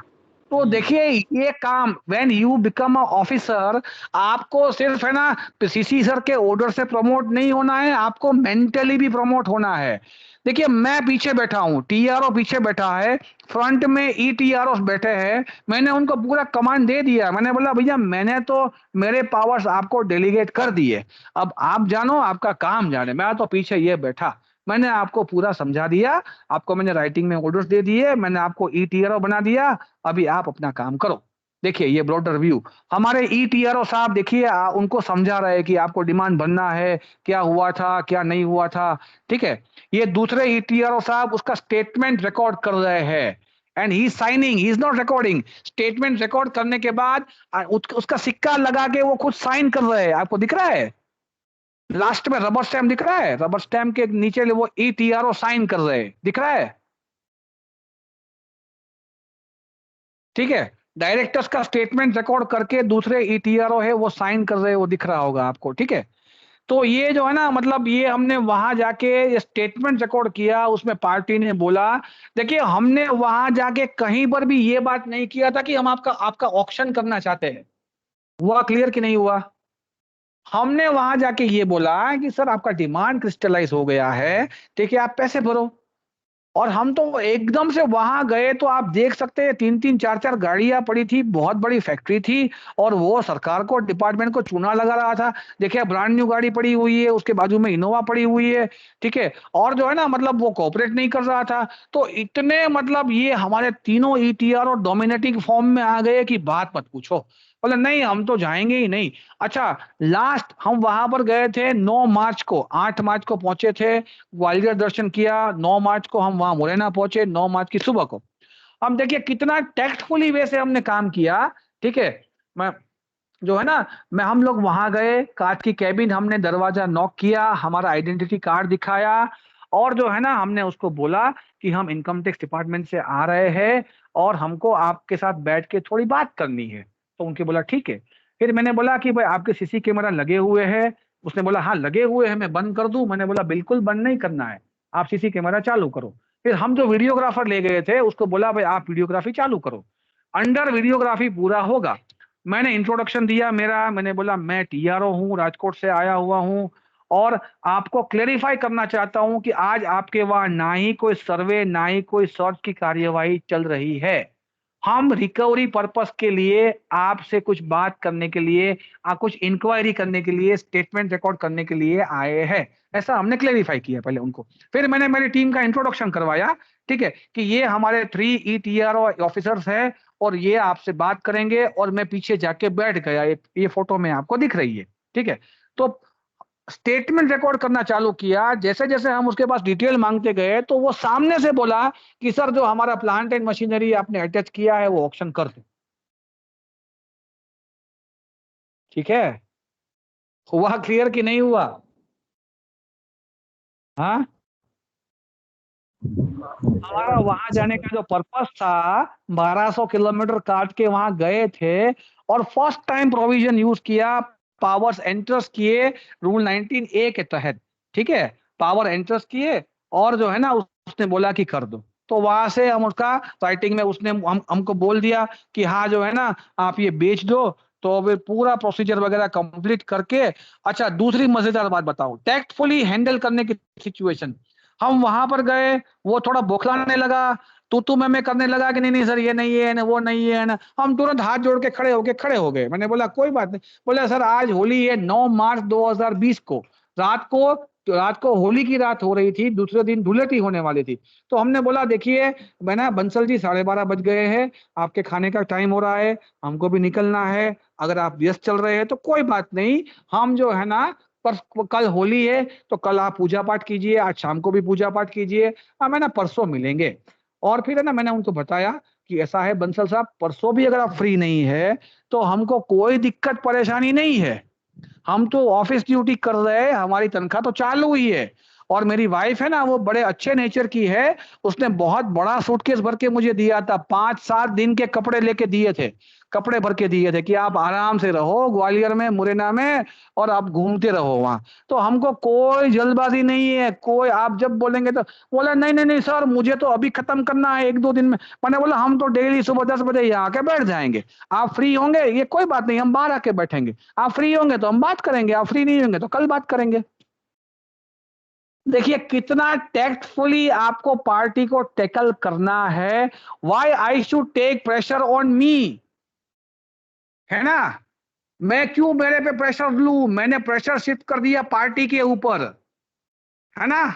उज्जवल जी, अजय कुमार, अजित, अश्विनी, हो रहा है क्लियर कि नहीं हो रहा है? Yes sir. और मैंने उसको बोला कि अरे सर हमारा तो काम ही यही है, रिक्वायरी करना, रिकवरी करना, फिर इंक्वायरी करना, हमारे कहाँ कोई कस्टमर या ग्राहक खोटी हो रहे हैं? भैया मुझे तो तनख्वाह सरकार इसी की दे रही है, मेरी तो नौकरी है, मैं तो रोज आऊंगा, मुझे क्या दिक्कत है? शानदार ग्वालियर में सरकारी गेस्ट हाउस है, फर्स्ट क्लास ऑन ड्यूटी है, तनख्वाह चालू है, सरकारी गाड़ी है, सीआईएसएफ की सिक्योरिटी है, और क्या चाहिए भैया आपको? हाँ बिल्कुल नवीन सर, जी, हाँ तो पूरा प्रेशर है ना हमने उसके ऊपर शिफ्ट कर दिया। वो गिड़गिड़ाने लगा, हाथ जोड़ने लगा कि नहीं नहीं नहीं सर आप नाराज मत होइए, आप बैठिए, हम इसको 2 घंटे में कैसे भी करके खत्म करते हैं। मैंने बोला कोई बात नहीं, कोई हड़बड़ी नहीं है, ठीक है। तो वहां से पूरा प्रोसेस कंप्लीट करके हम राजकोट आए। राजकोट आए तो सीसी साहब को जब पता चला तो सीसी साहब ने हमको स्पेशली अपने रूम में बुलाया और मतलब जो है ना स्पेशल अप्रिसिएशन दिया। और मतलब वो बहुत खुश हुए कि आप सब लोगों ने बहुत शानदार काम किया है, जो है ना। और हमने 24 मार्च 2020 को उसका ऑक्शन शेड्यूल कर दिया था, ठीक है। लेकिन लॉकडाउन हो गया, ठीक है। चलिए, साथ में मैं आपको एक और मजेदार बात बताता हूं। इसमें एक और परेशानी आई। परेशानी क्या आई कि स्टैंडिंग काउंसिल, क्योंकि वेट डिपार्टमेंट ने मुझे बोल दिया, वेट डिपार्टमेंट ने मुझे ये बोल दिया कि आप है ना इसमें ऑक्शन नहीं कर सकते हो। तो मैंने क्या किया, देखिए ये कंबाइंड मैंने किस तरीके से आपको काम करना है ये देखिए। मैं चला गया जीएसटी डिपार्टमेंट के पास, ठीक है। जीएसटी डिपार्टमेंट के उसके जो जॉइंट कमिश्नर होते हैं उनके पास गया। उनके पास जाके मैंने बोला कि सर देखिए इसके पास 15-20 करोड़ की प्रॉपर्टी है, आपका 4-5 करोड़ का डिमांड है, इनकम टैक्स का 7-8 करोड़ का डिमांड है, हम मिलजुल के काम करेंगे तो दोनों का रिकवरी हो जाएगा। आप मुझे थोड़ा कोऑपरेट करें, मुझे ऑक्शन इनिशिएट करने दे। मैंने स्टैंडिंग काउंसिल का ओपिनियन मांगा तो स्टैंडिंग काउंसिल ने मना कर दिया कि आप इसमें ऑक्शन नहीं कर सकते हो। देखिए ये स्टैंडिंग काउंसिल का लेटर है, मैं आपको दिखा रहा हूं, है ना। देखिए ये स्टैंडिंग काउंसिल का लेटर है मोना भट्ट का। देखिए ये मोना भट्ट स्टैंडिंग काउंसिल का लेटर है। इसको मैं बड़ा करता हूं ताकि आप देख सको। देखिए देयर इज नो ऑर्डर, है ना। First VAT department would have the first charge over the realised asset, VAT department would have priority over the sale asset from auction, है ना। Therefore income tax department can not do the auction. Standing council ने बोल दिया कि इसमें auction नहीं हो सकता है। लेकिन भैया मैं तो तनख्वाह पूरी लेता हूं और काम पूरा करता हूं, मेहनत पूरी करता हूं। स्टैंडिंग काउंसिल ने बोल दिया तो क्या हुआ, एक और नया विंडो खोला मैंने। मैं चला गया वेट डिपार्टमेंट के पास। वेट डिपार्टमेंट में जाके मैंने रिक्वेस्ट किया कि सर जो है ना देखिए ऐसा है, सर हम दोनों झगड़ेंगे तो किसी का काम नहीं होगा। आपका प्रोसीजर जो है ना बहुत लंबा होता है और लंबा प्रोसीजर होता है। आप सर मुझे कंसेंट दे, मैं इसमें ऑक्शन करूंगा, पहले इनकम टैक्स की डिमांड रिकवर करेंगे और पैसा जो बचेगा वो हम आपको दे देंगे। देखिए हम स्टैंडिंग 19/3/2020 को स्टैंड जॉइंट मीटिंग रखा हमने वेट डिपार्टमेंट के जॉइंट कमिश्नर के साथ और मैंने सिक्का लगा के उसका कंसेंट ले लिया। देखिए ये है ना। फिर मैं गांधीधाम विजिट किया।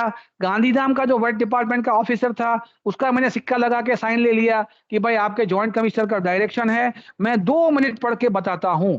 Organized a combined meeting with Sri V.N. Gurjar, Joint Commissioner of VAT, at 4th floor multi-story building. He was appraised with the details of auction of plant and machinery to be organized on so and so date. He was given copy of ITCP 13.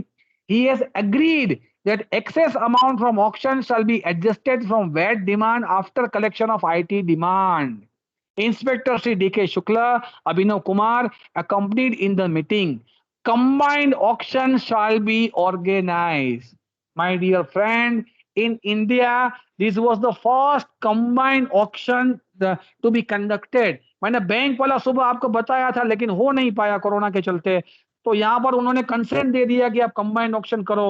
इसके बाद जो है ना मुझे जैसा ही ये consent मिला मैंने मोना भट्ट को वापस चिट्ठी लिखी। मैंने बोला मैडम जो है ना ये वेट डिपार्टमेंट तो अभी ऐसा बोल रहा है कि हमारा एनओसी है, ठीक है, तो आप मुझे लीगल ओपिनियन दो। तो उसके रिप्लाई में मोना भट्ट ने मुझे बोला स्टैंडिंग काउंसिल जो है डिपार्टमेंट की कि भाई अगर ऐसा है then you may proceed you may proceed for conducting the auction.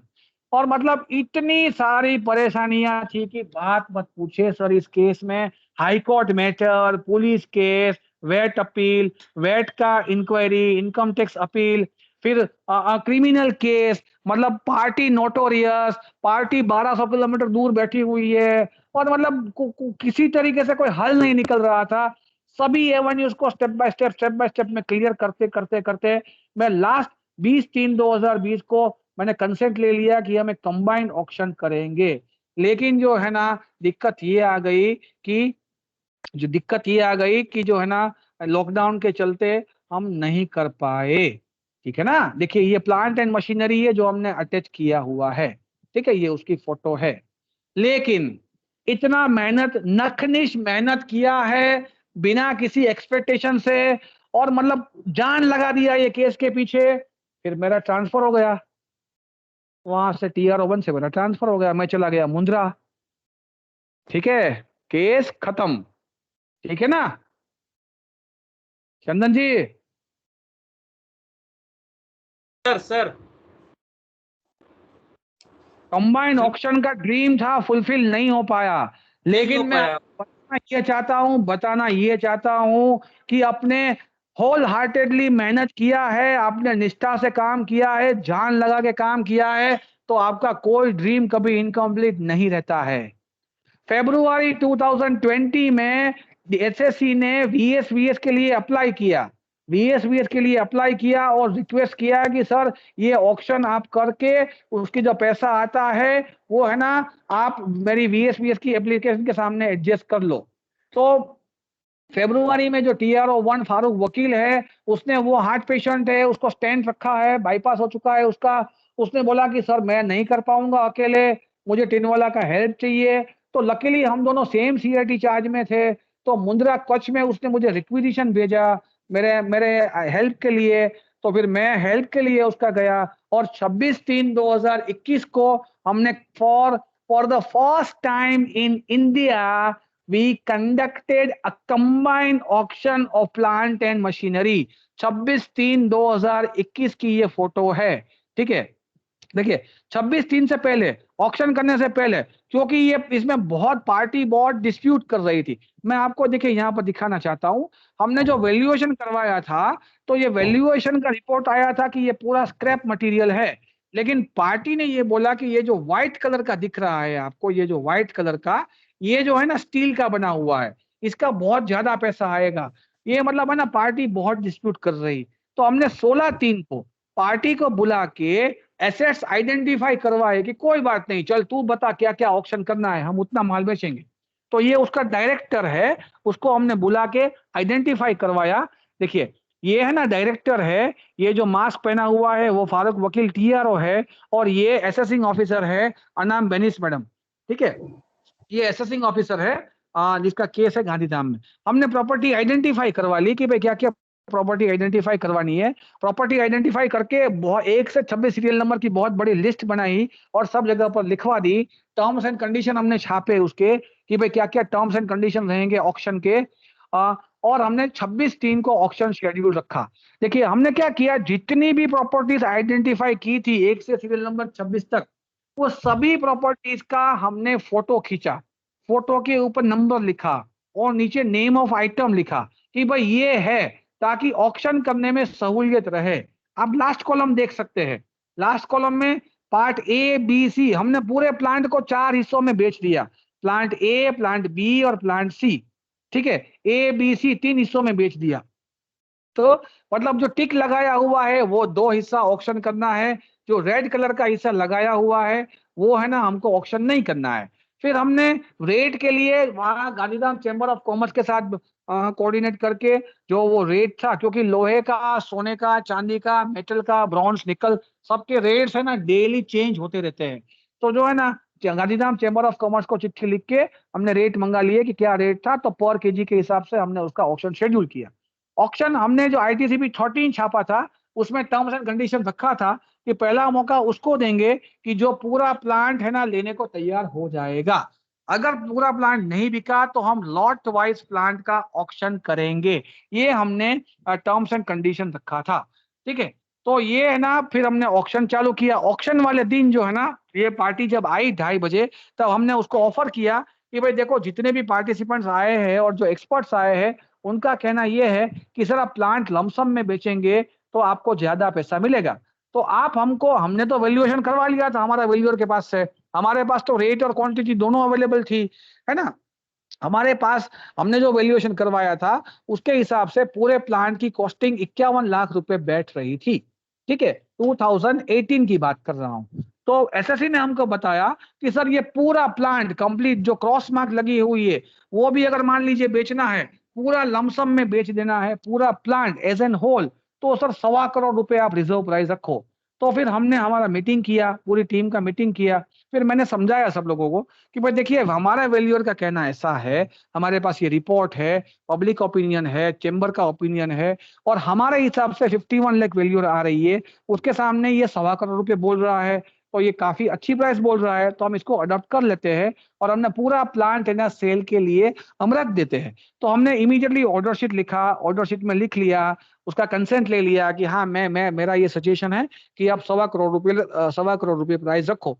अब रिजर्व प्राइस 1.25 करोड़ रुपए एक्सेप्ट कर रहे हैं, तो फिर हमने अलग से एक पूरा रीजन रिकॉर्ड किया कि what are the reasons for accepting his proposal.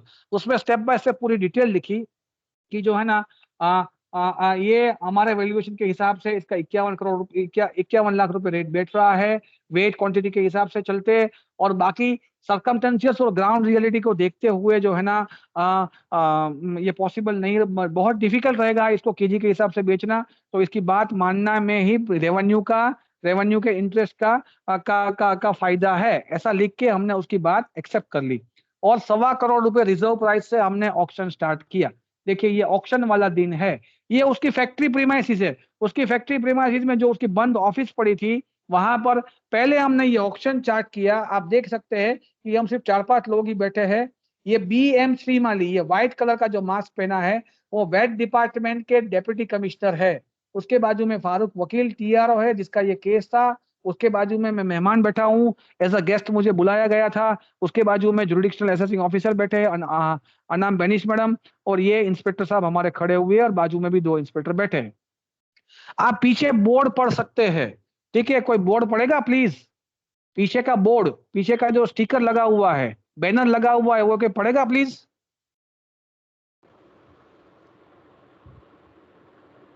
Income tax department Yes. Rajkot, first combined public auction of plant and machinery, tax recovery officer 1 Rajkot and SGST circle Gandhidham. Date और प्लेस, ठीक है? ये बोर्ड, ऐसा banner आपको देखने का मौका बहुत कम मिलेगा my dear friends.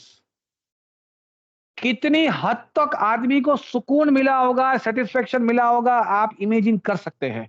It was a Hercules task but I enjoyed doing this task.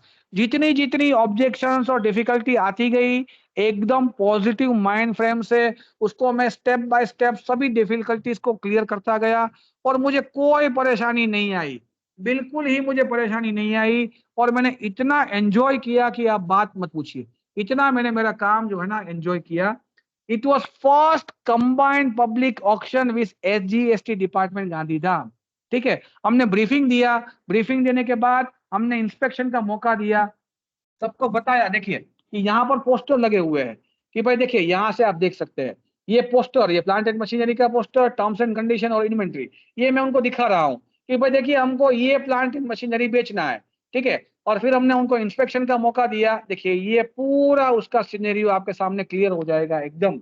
यहाँ पर बाहर हमने है ना मंडप डाल दिया था पार्टिसिपेंट्स को बैठने के लिए और 55 पार्टिसिपेंट्स की एंट्री आई थी। 2 लाख रुपए रिजर्व प्राइस रखा, 2 लाख रुपए अर्नेस्ट मनी रखा था और 20 लाख रुपए मार्जिन मनी रखा था। 55 participants from all over India attended. आप समझ सकते हैं कि ऑक्शन का पब्लिसिटी और मार्केटिंग करने में तो मैं कोई कसर छोड़ता ही नहीं हूँ। Even from out of state बहुत सारे पार्टिसिपेंट्स आए थे। पीछे आपको पूरा प्लांट एंड मशीनरी दिख रहा है, तो मैं उसको दिखा रहा हूँ। देखिए पीछे जो आपको लोग दिख रहे हैं जितने भी, ये पूरे वेट डिपार्टमेंट की टीम है। फ्रंट में इनकम टैक्स की टीम है टेबल के ऊपर, पीछे वेट डिपार्टमेंट की टीम बैठी हुई है, आप देख सकते हैं। और ये इनसाइड व्यू यहां से आप देख सकते हैं। ये ऑक्शन हमने 26/3 को first combined public auction of plant and machinery, Bharat के इनकम टैक्स डिपार्टमेंट के इतिहास में पहला कंबाइंड पब्लिक ऑक्शन किया। और लास्ट में 22 बिड्स, 22 बोली आई, बिडिंग 22 बिडिंग आई। रिजर्व प्राइस 1,25,00,000 रखा था, उसके सामने लास्ट बिडिंग आया 1,55,00,000 रुपए का।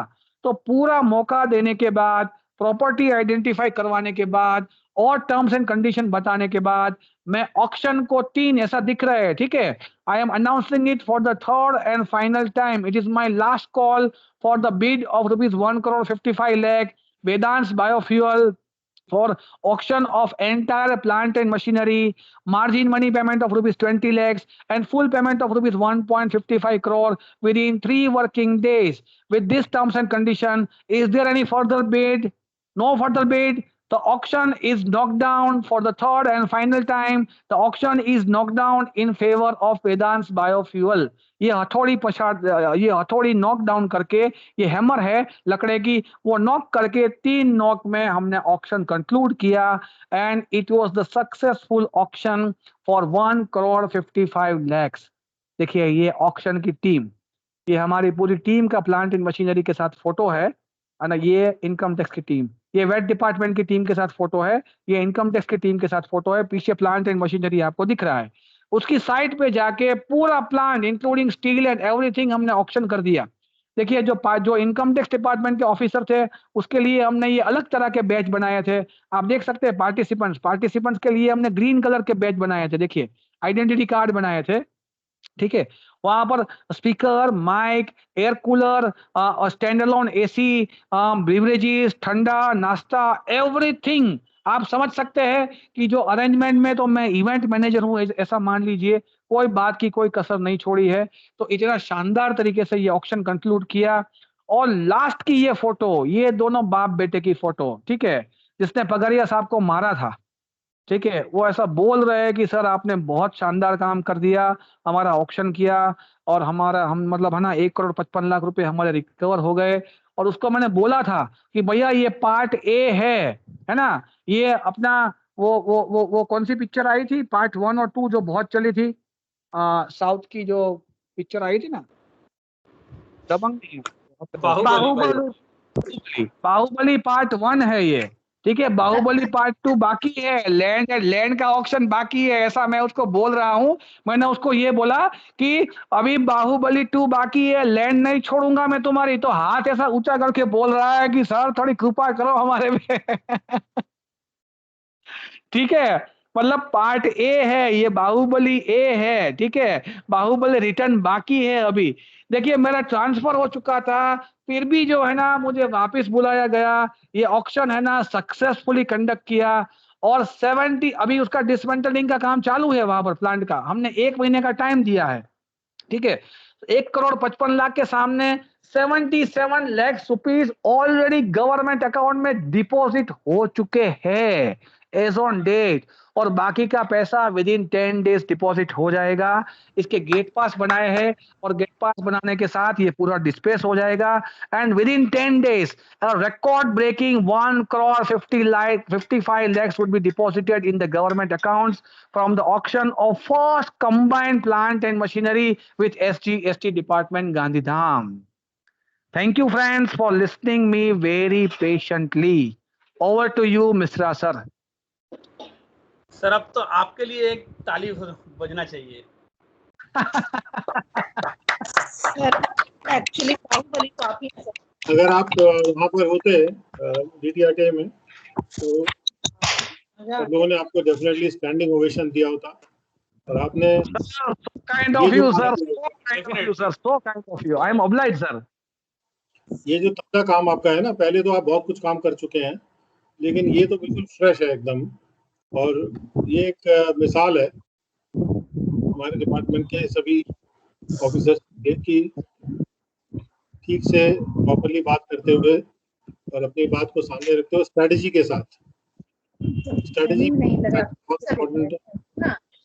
जो इवेंट ऑर्गेनाइज करने वाली बात है कि इवेंट को ठीक से ऑर्गेनाइज किया जाए, उसके हर छोटे छोटे पहलू पे आपने ध्यान दिया।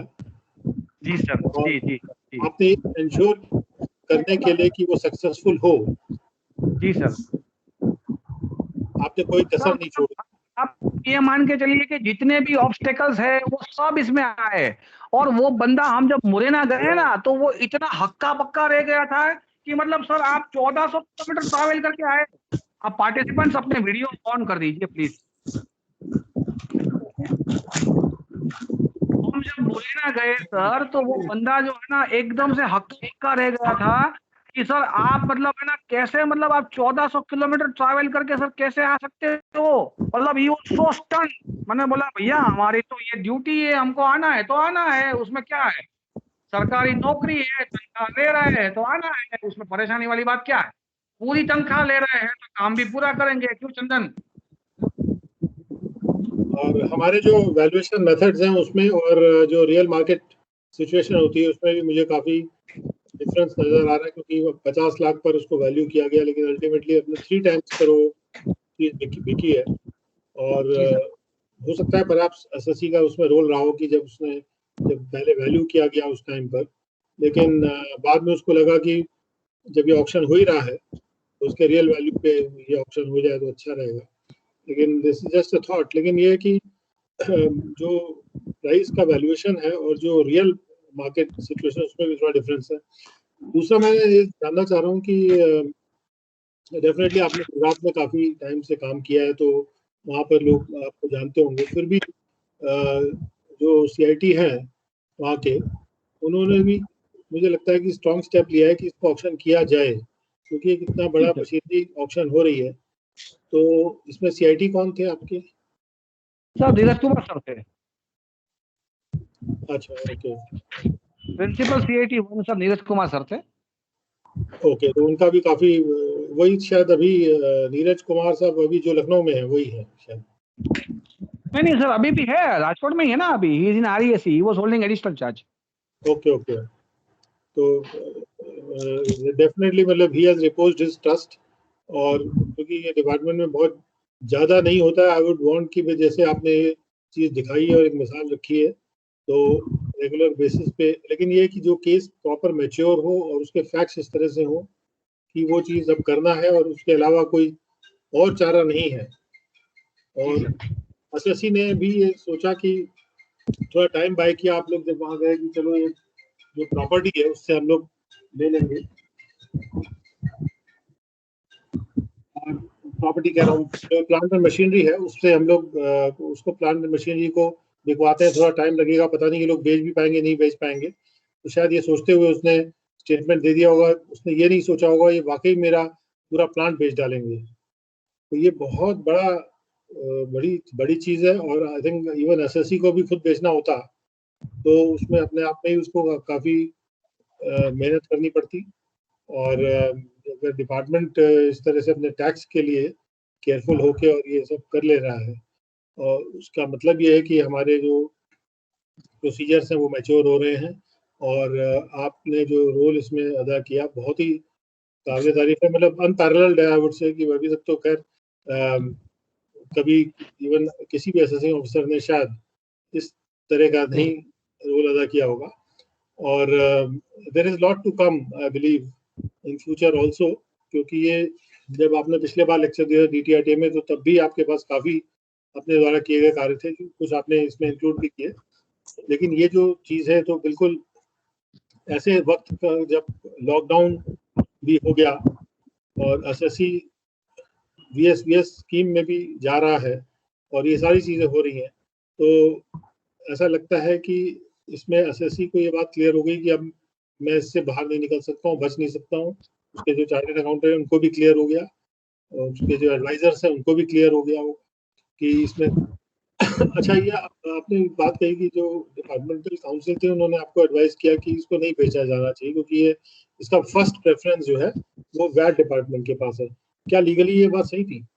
जी सर बिल्कुल सही थी लीगली ये बात, क्योंकि सर है ना पहले अटैचमेंट इनकम टैक्स के पहले वैट की डिमांड हुई थी और वैट का अटैचमेंट पहले हुआ था, तो वो बात सही थी और वो हमने वेरीफाई भी कर लिया था सर। तो उन्होंने स्टैंडिंग काउंसिल ने बोला कि इसमें वैट का चार्ज पहले बनेगा, ठीक है।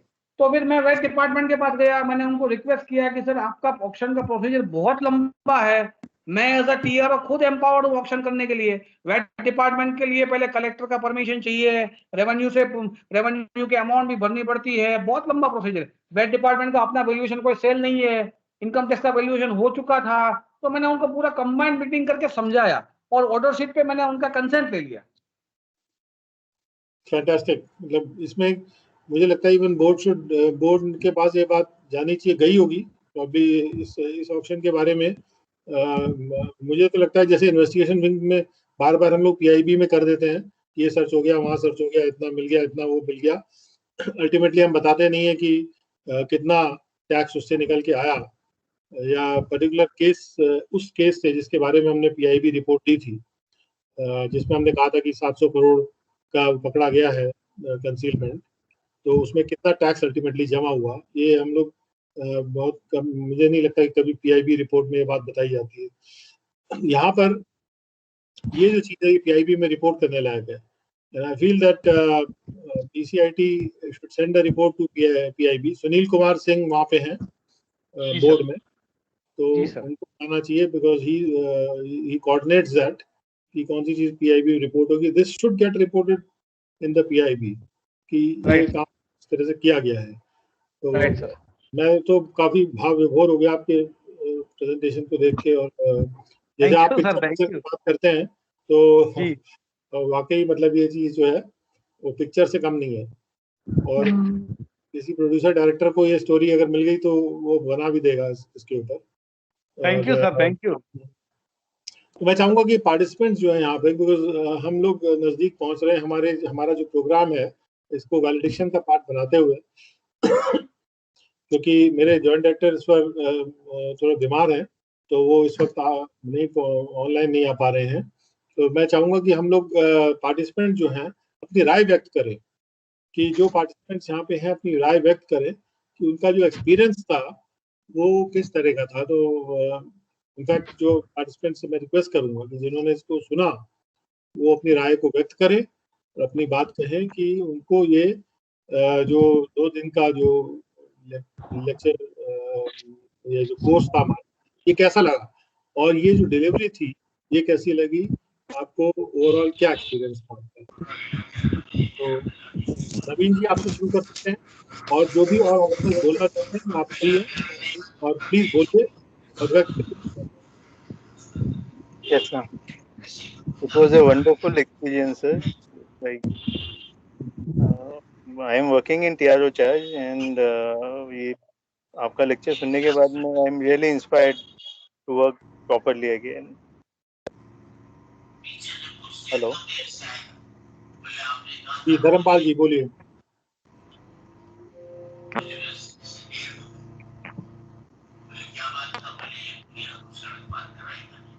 तो नवीन जी ने इंस्पायर्ड फील किया। हाँ धर्मपाल, तो जो लोग बोलना चाहते हैं हैंड रेज कर दें, तो एक एक करके हम उनको बुलाते हैं। जी सर, मैं ये कहना चाहूंगा जी, इलाहाबाद में सर अच्छा ठीक है, दुबे जी बोल रहे हैं आप, ठीक है दुबे जी आप बोलिए। हाँ जी सर, बोलिए। इलाहाबाद के इंथुसियास्टिक टीआरओ साहब थे, और उन्होंने मुझसे कहा था कि ब्रिटिशोर में तुम्हें सारी पावर दे देता हूँ, तुम मेरे आ जाओ, कुछ नहीं कर पाओगे। लेकिन सर आज सुन के और कल सुन के इतना लगा कि टीआरओ में सर बहुत काम ही काम है, और टीआरओ में जाना चाहिए, टीआरओ में काम करने वाले आदमी को जाना चाहिए सर। पर एक चीज सर मैं इसमें सुधार करूंगा, इन्होंने बताया सर ने कि प्लांट एंड मशीनरी जो है वो मूवेबल प्रॉपर्टी है, उसमें आईटीसीपी 2 जारी होना चाहिए।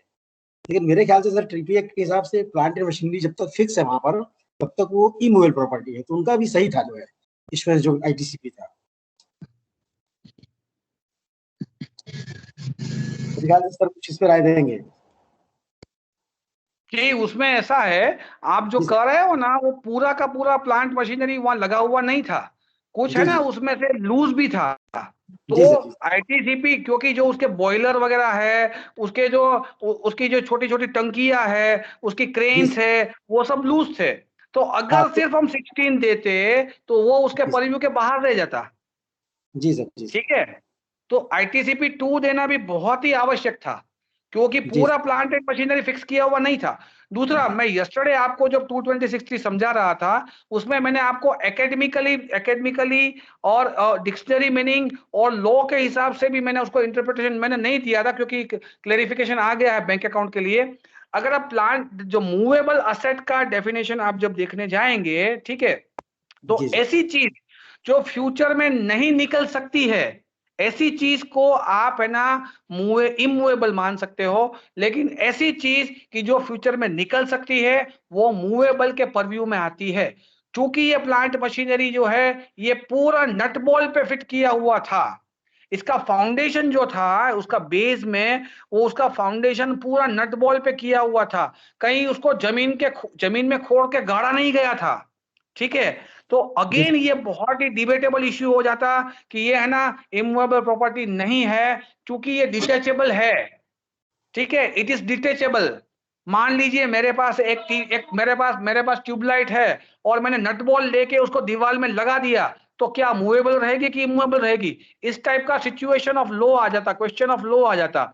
इसलिए मैंने ब्रॉडली एनालाइज करके उसको ITCP 2 देके I categorize it at movable asset.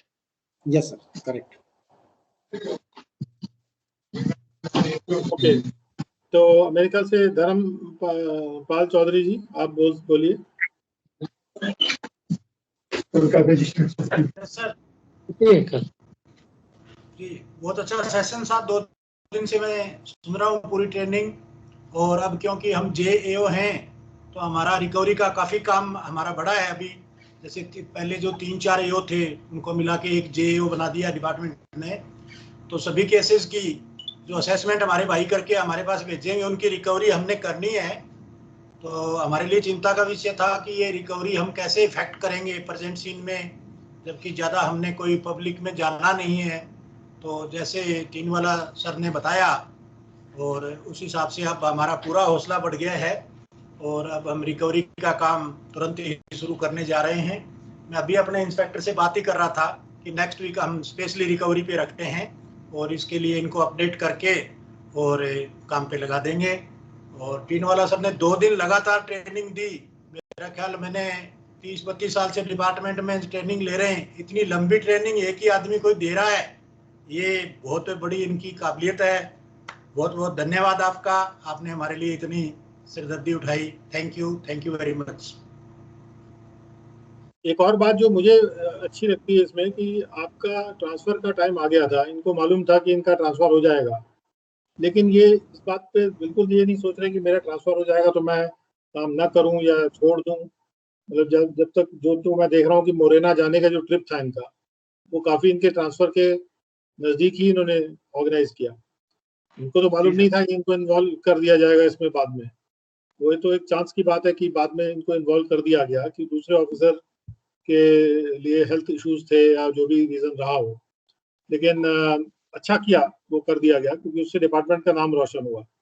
लेकिन हाँ, ये बड़ा सबक मिलता है कि हम लोग सोचते हैं कि हमारा तो ट्रांसफर हो जाएगा तो हम इतना क्यों करते। तो हम लोग को क्रेडिट के बारे में नहीं सोचना चाहिए। अगर मैं TRO की पोस्ट पे बैठा हूँ तो मेरा हर दिन जस्टिफाई होना चाहिए कि मैं क्या कर रहा हूँ उस पोस्ट पर। तो मैं समझता हूँ कि अजीत तिवारी जी को सुन लेते हैं। Sir ji sir, what I want to say, sir, it is highly appreciable, sir, and it was just not a session, sir. It was just a story, sir, inspirational story, which will motivate us for a longer time, sir. Thank you sir. बिल्कुल, बहुत बड़ी बात है। बिल्कुल, it is a motivational story. It is not just a training course. It was a motivational story that was being shared with you, and at the same time the points of law and the points of the act, the legislations were also being referred from time to time. For a TRO it is important that जो भी बात यहाँ से आप लेके जा रहे हैं, you can always refer to the sections later on and confirm your ideas या जो भी learning यहाँ से आप लेके जा रहे हैं. We'll be sending you all the material on Daksh and even otherwise, even हमारे जो तहर जी हैं वो भी आपको तहर साहब आपको आपके ग्रुप पर भी उसको डालेंगे और हम लोग भी इसको YouTube में अपलोड करके वीडियो के रूप में भी आपको उसको उपलब्ध कराएंगे. So I think one more participant we can ask one more participant to speak. I don't know whether Mohit Nigam ji is there or not.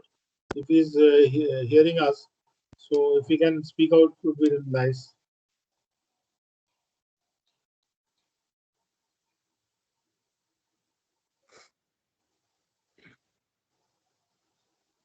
चंदन जी आप बोलिए.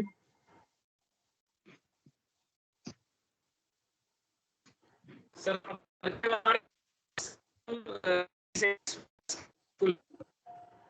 थैंक यू बोलते हैं तो शायद वो कम होगा.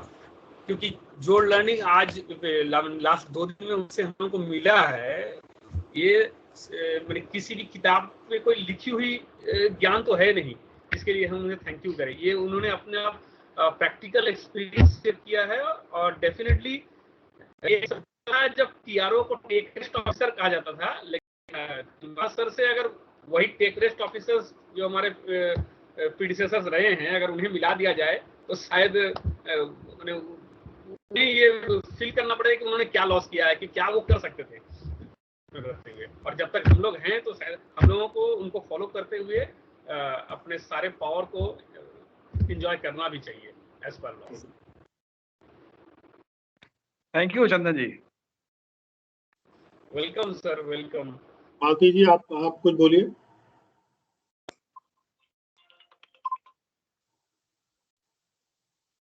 हाँ जी सर।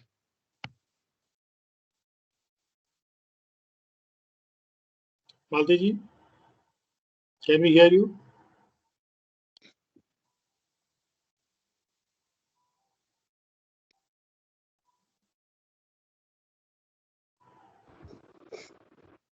मालती जी आपका माइक म्यूट है, कुछ सुनाई नहीं दे रहा है। मालती जी आप अनम्यूट करके बोलिए। 2 दिन का कोर्स में सर बहुत सारा जानकारी मिला। ताहिर सर इतना अच्छा से हम लोग को समझाएं, ऐसा लग रहा था कि वो एक कोई लाइव टेलीकास्ट देख रहे हैं। किताब पढ़ने से ज्यादा देखने से समझ में आता है। सर जैसे बोल रहे थे कि 19A में ITI को अपना पावर एक्सक्यूट किए, टीम बनाए, इनोवा से गए वहाँ, ये किए वो किए, तो ऐसा लग रहा था कि सर जो अपना पर्सनल एक्सपीरियंस शेयर किए उससे हम लोग को बहुत सीखने को मिला। सर ये टीआरओ बहुत कुछ कर सकते हैं, और सर का विल पावर जो है उससे देखकर बहुत इंस्पायर हुए सर। और क्या कहें, बहुत सर को बहुत धन्यवाद हम लोग को समझाने के लिए। अच्छा मालती जी, आपने बहुत साथ देते रहिए, बीच बीच में आपके रिस्पॉन्सेज आते रहे हैं, उसके लिए हम भी आपको धन्यवाद देते हैं, क्योंकि रिस्पॉन्सेज बहुत इंपॉर्टेंट होते हैं। किसी भी ऑनलाइन वेबोर्स में जो रिस्पॉन्सेज हैं बहुत इंपॉर्टेंट होते हैं, और उससे हमें पता चलता है कि आप सुन रहे हैं, रिस्पॉन्ड कर रहे हैं। हालांकि काफ़ी श्रेय इस बात पे ताहिर साहब को जाता है कि वो रिस्पॉन्स निकाल लेते हैं, और जो उनका तरीका है उसके हिसाब से। और एक बात जो मुझे समझ में आ रही है कि अगर आप इस बीच में टीवी देख रही होती तो उसकी जगह आप ये देख रही थी, तो इसमें आपको ज़्यादा अच्छा लगा होगा। टीवी में एक रिपीट होता रहता है और एडवर्टीजमेंट बार बार आते हैं, तो हमारे यहाँ एडवर्टीजमेंट नहीं आते हैं और रिपीट भी नहीं होती है चीज़ें, और जो तरीका है बताने का वो भी बहुत बेहतरीन है। तो ये 2 दिन टीवी के मुकाबले में काफ़ी अच्छे थे, मैं तो ये कहूँगा।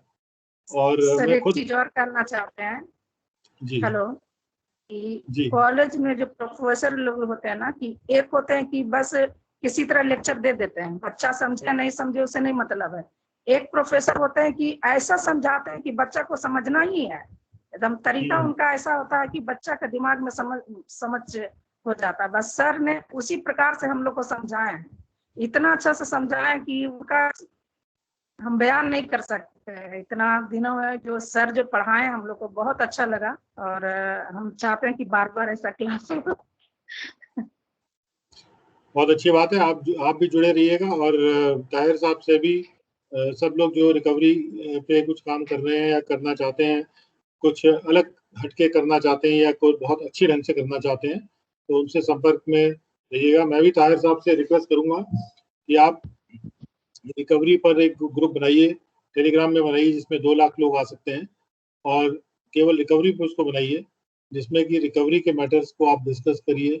और चाहे तो आप अगर एक जनरल ग्रुप पे डिस्कस करेंगे तो लोग आपसे इंस्पिरेशन लेंगे, और या तो आप हमारे डिस्कशन फोरम पर भी डिस्कस कर सकते हैं, उसको भी हम लोग इम्प्रूव करने वाले हैं, काफ़ी हद तक जल्दी आपके सामने आ जाएगा। और मैं समझता हूँ कि आज 2 दिन का हमारा जो ये सफ़र था ये बहुत अच्छा रहा, और बहुत खुशी हुई हम लोग को सुनते हुए और देखते हुए और समझते हुए। जो खुद के जो ऑर्डर्स आप दिखा रहे थे उससे ये बात आती है कि इसको कैसे करना है। उसमें लैंग्वेज भी आपने बताया कि कैसे उसको ड्राफ्ट करना है, क्या एसएससी को बात कहनी है, टैक्टफुलनेस भी आपके कार्य में थी कि कब एसएससी को कैसे बोलना है, क्या बोलना है। आपके जो अभिनव जी और वो जो लोग शुक्ला जी जो थे इंस्पेक्टर्स, उनको आपने ट्रेनर एज ए ट्रेनर इतना बढ़िया ट्रेन कर दिया था कि वो सामने बैठे हैं और आप पीछे भले ही बैठे, लेकिन वो वर्चुअली एक टीआरओ के रोल में एक अच्छा रोल अदा कर रहे हैं। और इन सब चीज़ों को देखते हुए बहुत ही अच्छी फीलिंग होती है, उनको भी अच्छी फीलिंग हुई होगी जिन्होंने काम किया। अल्टीमेटली जो डिपार्टमेंट के बाद जो टैक्स आया उस पर भी एक अच्छी फीलिंग जिन लोगों ने किया, वो अपने आप में ये काम ही अपने आप में एक सेटिस्फेक्शन होता है कि हमने इतना ये काम किया, इतना बढ़िया काम किया, डिपार्टमेंट के लिए कुछ टैक्स लेके आए। और हर छोटा कतरा टैक्स का जो है वो एक बड़ा कंट्रीब्यूशन है और बड़ा इम्पोर्टेंट होता है। और टैक्स कलेक्टर का जो जो रोल है उसमें लॉ को पूरी तरह से प्रयोग में लाना और उसका भरपूर इस्तेमाल करना, ये जो टीआरओ के पोस्ट के पीछे की जो मंशा थी जब ये बनाई गई होगी, और जबकि इस डिपार्टमेंट में ये काफ़ी निगलेक्ट रही बहुत टाइम तक, जो कि अनफॉर्चुनेट था, उसमें आपने ये दिखा दिया कि नहीं, ये देखिए इस तरह से इसको इस्तेमाल करना है। तो इसके पीछे जो हमेशा सोच होनी चाहिए वो अपनी खुद की सोच होनी चाहिए कि हाँ हम करेंगे और ठीक से करेंगे। इवन एज असेसिंग ऑफिसर्स, जैसे फेसलेस असेसमेंट में भी काम हो रहा है, तो आप देखिएगा कि धीरे धीरे जैसे जैसे डिपार्टमेंट प्रगतिशील होगा, टीम बिल्डिंग अप्रोच आ जाएगी और एक फोकस आएगा, जो कि हम देख रहे हैं आजकल हमारे ग्रुप्स में भी हम देख रहे हैं, बहुत गहन डिस्कशन हो रहा है असेसमेंट के पॉइंट्स पे। तो हर पॉइंट पे डिस्कशन हो रहा है। तो इससे क्या होता है कि पहले डिस्कशन नहीं होता था, हर ऑफिसर अपना एक अलग जगह रहता था, तो उसका वो दूसरे से डिस्कस उतना नहीं करता था। अब क्या ओपन डिस्कशंस होता है, तो उससे क्रिस्टलाइज हो रहा है सब कुछ, तो उससे सीखने को मिल रहा है, हमारी कैपेबिलिटी डेवलप कर रही है डिपार्टमेंट की to perform. I think sir साथ ही में मैं सभी पार्टिसिपेंट्स को अपना नंबर लिखवा देना चाहूंगा, 940, आप सब लिख ले कृपा करके मेरा नंबर, 940 87 93 430। मैं रिपीट कर रहा हूं, 940 87 93 430। ठीक है, 940 87 93 430। सर साथ ही में है ना, मतलब मैं जो आपका अति ऋणी हूँ सर अरविंद मिश्रा सर का, कि बहुत आपका लगाव है, बहुत ही मतलब आपकी मोहब्बत है, आप बहुत इंटीमेसी रखते हैं, और मतलब बहुत आप पर्सनली सर मैं आपको अप्रिशिएट करना चाहूंगा पर्सनली, कि ऐसे ऐसे हालात में भी आप झील और डेडिकेशन और डिवोशन और एंथुसियाज्म के साथ सर घर पे बैठ के भी सर जो आप ट्रेनिंग के लिए मुशक्कत और मेहनत कर रहे हैं, on behalf of not only me but all the participants, I would like to take this opportunity to congratulate you and thank you sir. You are doing a marvelous efforts to ensure that all the officers in the DTRTA Lucknow chat get proper training and they get proper material. साथ ही में sir मैं है ना मेरे हमारे एक थोड़ा इंट्रोडक्शन देना चाहूंगा एक और चीज का आपको, कि सर जो है ना मेरी वाइफ है सर, थोड़ी शर्मा रही है, जा रही है ना, और बहुत बड़ा उसका योगदान है, मैं जो काम कर पा रहा हूँ, मैंने जो काम किया है ना, रशीदा नाम है उनका, बहुत बड़ा योगदान है। मेरा पूरा घर, मेरे बच्चे, मेरा पूरा सोशल वर्क सब कुछ संभालती है, तब जाके मैं काम कर पाता हूँ। तो मैं मानता हूँ कि वो एक हाउसवाइफ ना होते हुए वो भी एक फुल टाइम डिवोटी है for my work which I was able to do it successfully in TRO। उसके चलते मैं पूरा इंडिया घूम पाया, कहाँ चेन्नई ने, कलकत्ता ने, बेंगलोर ने, ये बोन, काफी पूरे इंडिया में जितने DTRT है सब DTR 2 दिन 5 दिन 1 वीक रुका, बच्चों फैमिली सब कुछ वो संभालती है। तो मेरे it was I believe in team work, तो उस सेंस में भी उसका सपोर्ट काफी है। I would like to bring it on record, sir. and my best wishes for a very warm and best of health to all the participants and to you and the entire staff of the TRTI. My sincere regards and thanks to all the support staff, Manoj, and all the support staff of the TRTI for making this wonderful session. Sir वास्तव में 2 दिन तक पूरा दिन तक lecture लेना ठीक है, मैंने तो लिया, मेरा तो पैशन है, शौक है मेरा तो, लेकिन पार्टिसिपेंट्स के लिए सर पूरा 2 दिन वेबिनार में रिकवरी कलेक्शन सुनना. I would like to congratulate and thank you all the participants for continuously being with me for 2 continuous days, and once again thank you and wish you all the best and happy health. Thank you. Rashida ji को हम सब लोग धन्यवाद देना चाहते हैं कि आपका मार्गदर्शन कर रही हैं, आपका पूरा सपोर्ट दे रही हैं आपको. उनके सपोर्ट के बिना आप कोई भी कुछ नहीं कर सकता है. किसी भी हस्बैंड के लिए वाइफ का सपोर्ट बहुत मायने रखता है. आज के तारीख में अगर वाइफ उनका सपोर्ट करती है तो पूरा उनके पर्सनालिटी में निखार आ जाता है हस्बैंड के, और वो ना ही केवल अपने फैमिली के लिए बल्कि वो पूरे विश्व के लिए परफॉर्म करने लग जाते हैं. तो ये जो रोल होता है, एक आपने जो रशीदा जी आपने जो एक ये रोल अदा किया, उसके लिए आपका इंशाअल्लाह आपको बहुत बरकत दे. आप लोग सब बहुत अच्छे बने और सारे विश्व को आप प्रोत्साहित करें और अपने आसपास के लोगों को भी प्रोत्साहित करें. आपके फैमिली जो है, ईश्वर आप लोगों का सबका ध्यान रखें और आपको आगे बढ़ाएं. जो भी आप करना चाहें, जो भी मन में लाएं कि हमें ये करना है, वो जरूर पूरा हो. और चूंकि आपके जो हस्बैंड हैं, इन्होंने इतना बड़ा इनका कंट्रीब्यूशन है, ये प्रोफेशनल तरीके से काम करना केवल नहीं कहेंगे, इसको ये कहेंगे कि टोटल ज़ील और डेडिकेशन के साथ जो काम होता है, जो कि जिसमें इनको मजा भी आता है. मैं समझता हूँ कभी-कभी मुझे ऐसा लगता है कि मजे के लिए ज्यादा कर रहे हैं अपने. ये मुझे डाउट इसलिए होने लगता है कि ये उसको इतने ज्यादा एंथुसियाज्म से करते हैं. तो मैं अपने पार्टिसिपेंट्स को भी इस बात में हमेशा कहता हूँ, और मैंने अपने सीनियर बॉसेस को भी कहा कि मैं ताहिर जी को पूरे 2 दिन के लिए बुलाना चाहता हूँ. और इनफैक्ट मेरा मन ये था कि वो लखनऊ आते और हमने एक स्मार्ट क्लासरूम को डेवलप करने की कोशिश की है, वहां से डिलीवर करते, लेकिन अभी व्रत ये रोजे की वजह से और साथ में कोरोना की वजह से ये सारी चीजें नहीं हो पाई. आगे होगा. और चूंकि मैं जानता हूं कि आप बहुत आगे भी हमारे साथ रहेंगे, और DTRT लखनऊ ही नहीं, सारे पूरे ट्रेनिंग इंस्टीट्यूशंस के लिए आप हर ट्रेनिंग इंस्टीट्यूट में बुलाए जा रहे हैं, NLT में भी आप बुलाए जा रहे हैं.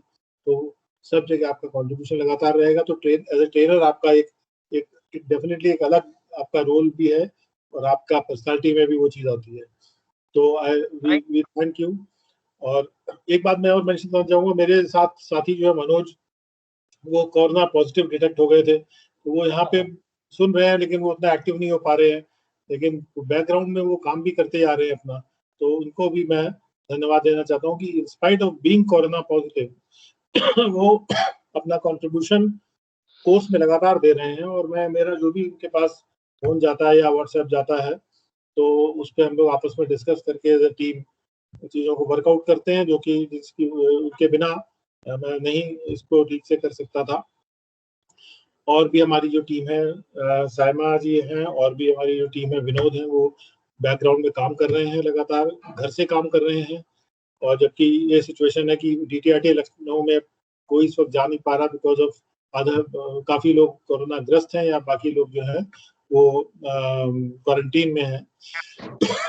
तो मैं सबका धन्यवाद देना चाहूंगा कि एडवर्स सिचुएशन में भी सब लोग अपना काम परफॉर्म कर रहे हैं, विच इज वेरी नाइस. और मैं सारे पार्टिसिपेंट जो यहाँ बैठे हैं, हमारे पास हैं, हमारे साथ रहे हैं, 2 दिन तक हमारे साथ रहे हैं, और उनका भी बहुत धन्यवाद देना चाहता हूँ DTRT लखनऊ की ओर से कि आप हमारे साथ जुड़े रहिए, और ये कहानी यहाँ से आगे बढ़ाएंगे और अच्छा आगे लेके जाएंगे. तो शायद हम लोग और खुशी के मौके एक दूसरे के लिए उत्पन्न कर पाएंगे इससे. तो आपका सबका बहुत बहुत शुक्रिया. ताहिर साहब का फिर से एक बार शुक्रिया. आपके लिए शुक्रिया कोई शब्द नहीं है, लेकिन आपके लिए लगातार शुक्रिया. और अपना ध्यान रखिए, अपने कर्मचारियों का भी आप ध्यान रखेंगे, और अपने फैमिली का ध्यान रखिए, अपना ध्यान रखिए, और इसी तरह से कंट्रीब्यूशन करते रहिए. We will be very looking forward to what happens next, यानी हमारी आंखें कान सब ट्रेंड है कि आप अगला क्या करने वाले हैं। तो लेट्स लेट्स सी कि ये चीज आगे शेयर होनी चाहिए और ठीक है for sir, sure ji, sir, ji. Sure sir. सभी पार्टिसिपेंट्स को रिक्वेस्ट करूंगा कि मुझे व्हाट्सएप में जरा हाई लिख के भेज दीजिए, मैं आपको ग्रुप में ऐड कर दूंगा, ताकि मैं पूरा मटेरियल आपको सॉफ्ट कॉपी में इंटेक्ट दे पाऊं, ठीक है ना, ताकि पूरा आपको सपोर्ट मिल जाए काम करने के लिए। ठीक है, सब लोग हाई लिख दीजिएगा ताहिर साहब को, और वो मटेरियल आपको दे देंगे। हम लोग दक्ष पे भी मटेरियल को अपलोड कर देंगे, तो सर्टिफिकेट आपको दक्ष से अपने मिल जाएंगे। तो सब लोगों का बहुत बहुत शुक्रिया। Thank you sir, thank you, thank you, thank you, thanks a lot.